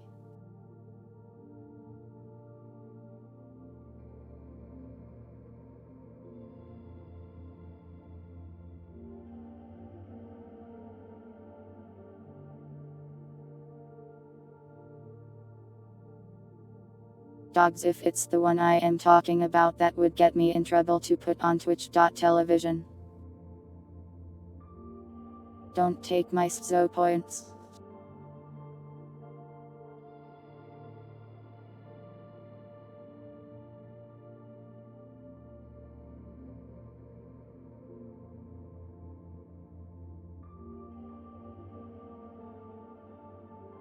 I don't wanna get banned is all.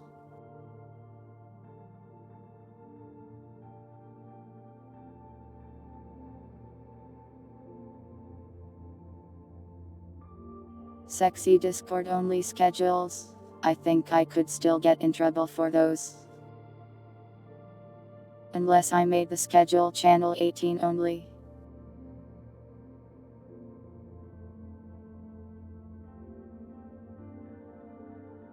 And I mean, Discord is kind of making that more annoying now. Welcome, Chickmunk.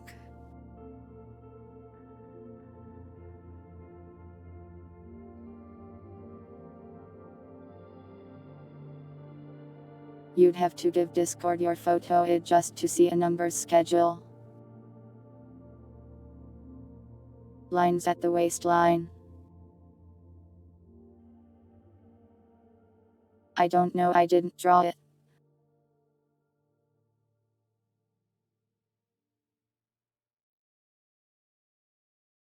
This one is by the tuna fish, I believe.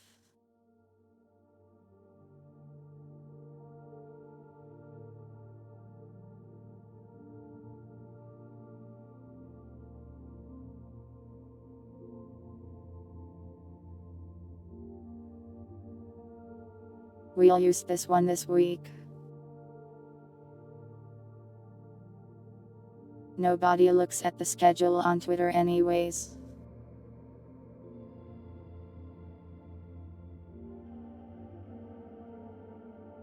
No, don't take my SZO points.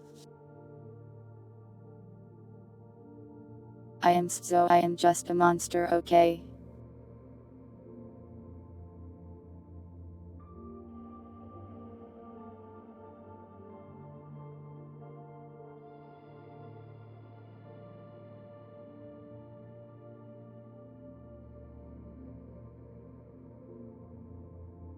You look at it when it pops up on your feed.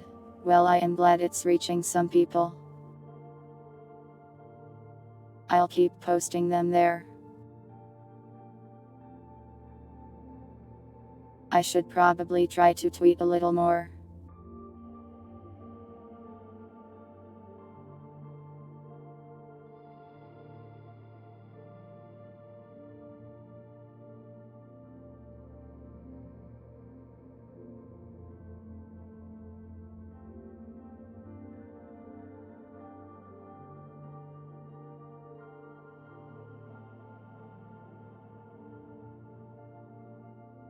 The problem is I do that mentally ill thing where I think about a tweet, and then I think about it another dozen times and then I say, that's not funny anyways, or nobody would be interested in this.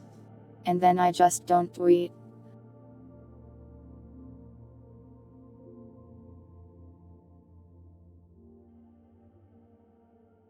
That happens like every single time I try to tweet something. Well, except the schedule.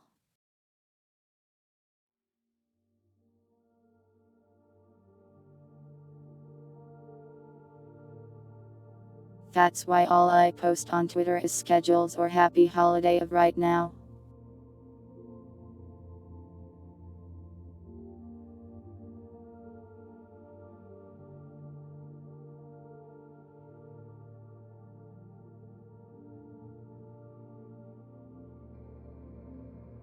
Don't talk about my underwear or I will send you to the moon.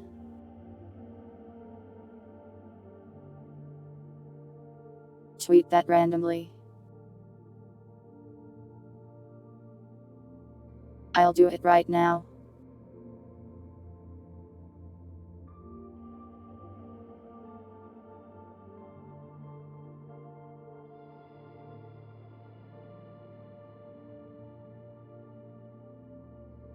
What did I say again? Happy holiday of the right now. Wait, I am already doing it to myself.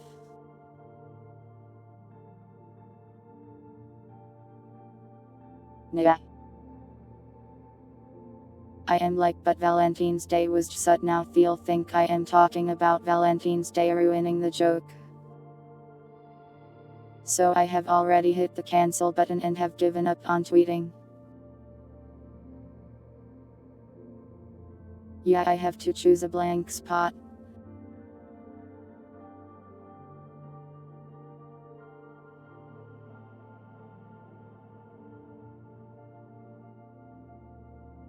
I'll do one like next week or something.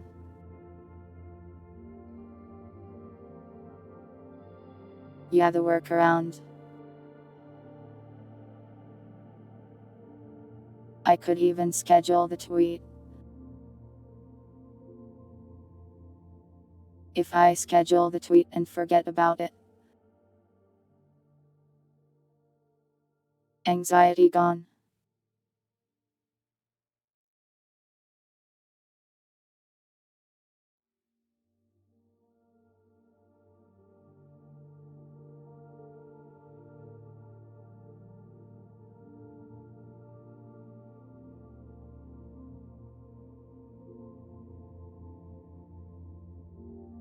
I even wrote it down so I wouldn't forget. You want to go to the moon and fight aliens? Sorry, the aliens up there are pacifist, they won't even fight you back. Real lame, guys. Those ones.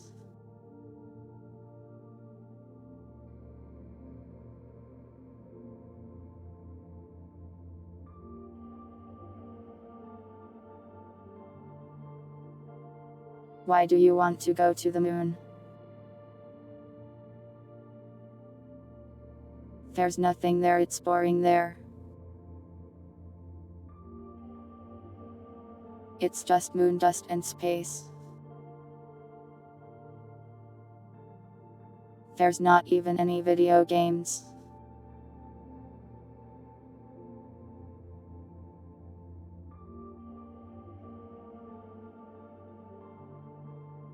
Rule aliens and make a factory like in Pal World. What if they make you work in their factory?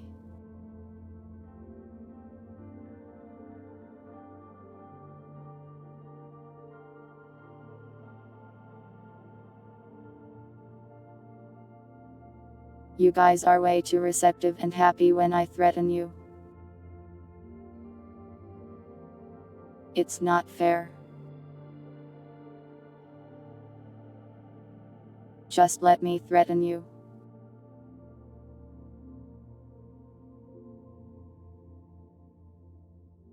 Anyways, that's the schedule.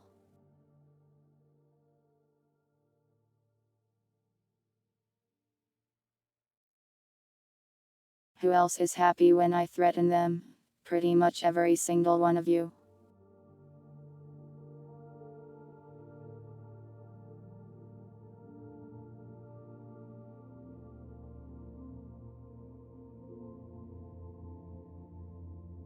I need to try harder. You are scared of thighs. You are trying to trick me, to bamboozle me.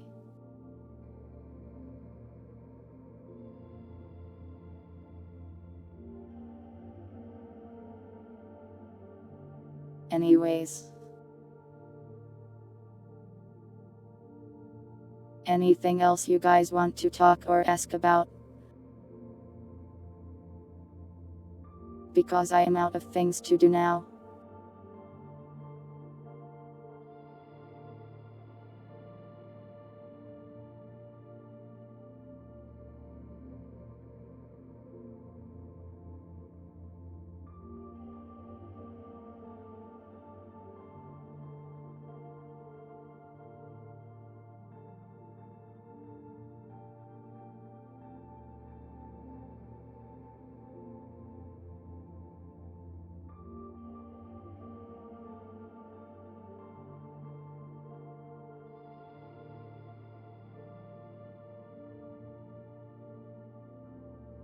Accept your Valentine. Don't worry, I already stole all of your chocolate. Valentine denied. Chocolate stolen.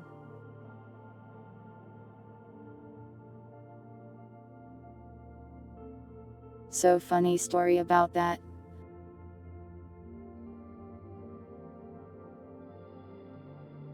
So back in the day I was playing Baldur's Gate 1 with some friends of mine. And I really wanted to summon skeletons and be a necromancer. So I made a necromancer. Yeah, turns out the cleric summons skeletons.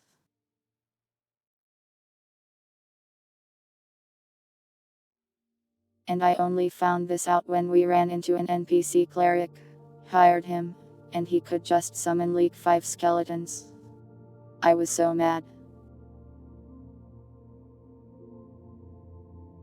So I did choose a cleric so I could summon skeletons.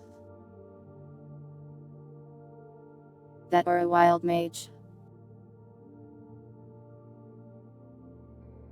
I like causing chaos for no reason and being useless.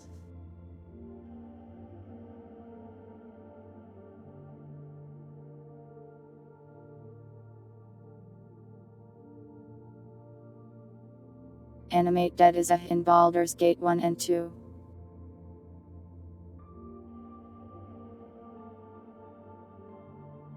I never got too far in THA games really, I was quite bad at them. Also, the multiplayer was really hard to do, since basically if the host died ever, you just lose. And we were terrible at keeping the host alive. It was 3 people, me bad at the game. Like a warrior, or a fighter or whatever. But the fighter decided to us sword that made you go berserk randomly. So he'd just suddenly start killing us.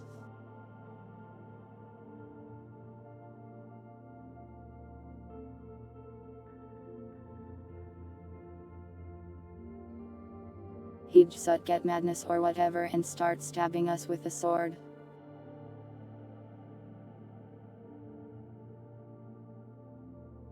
It was really funny.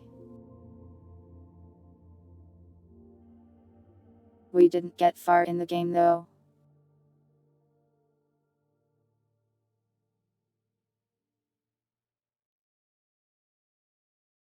Cheesehead.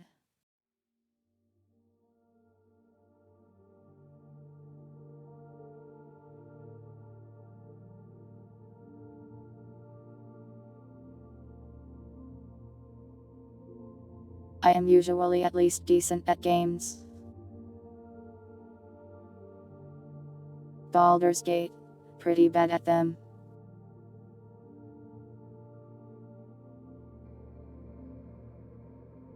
I think I'd be okay at 3 though. Anyways. Let me see who is on to raid tonight.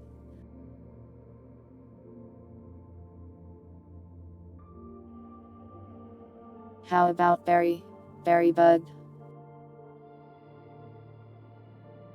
We haven't raided her I know and it's always nice.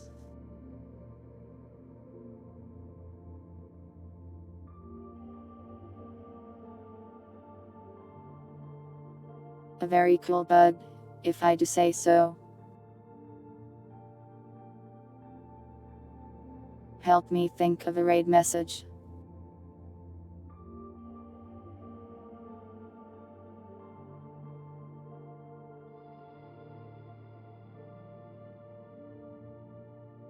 I like skeletons, I think they're neat.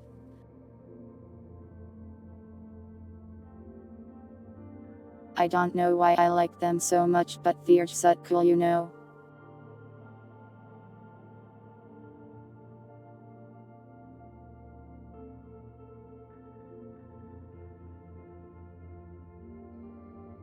That one sounds kind of like a threat. I don't know if we should tell her to get out of her house.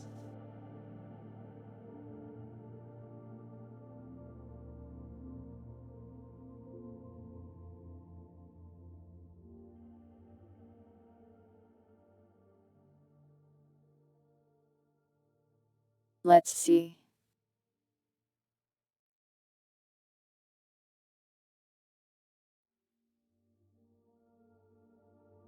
Yeah, sure, Valentines cat raid is fine.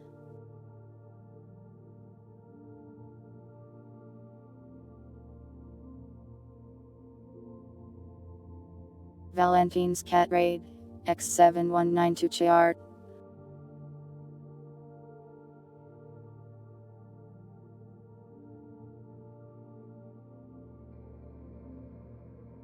What would number sound of music look like?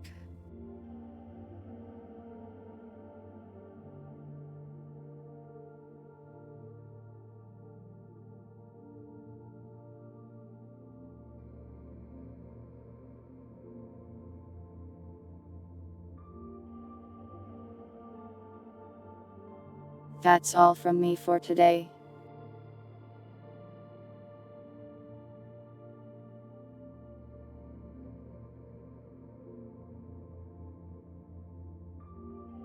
Thank you all for watching. Whether it was live or the VOD, I hope you all have a nice day and or night, and I will see you next time.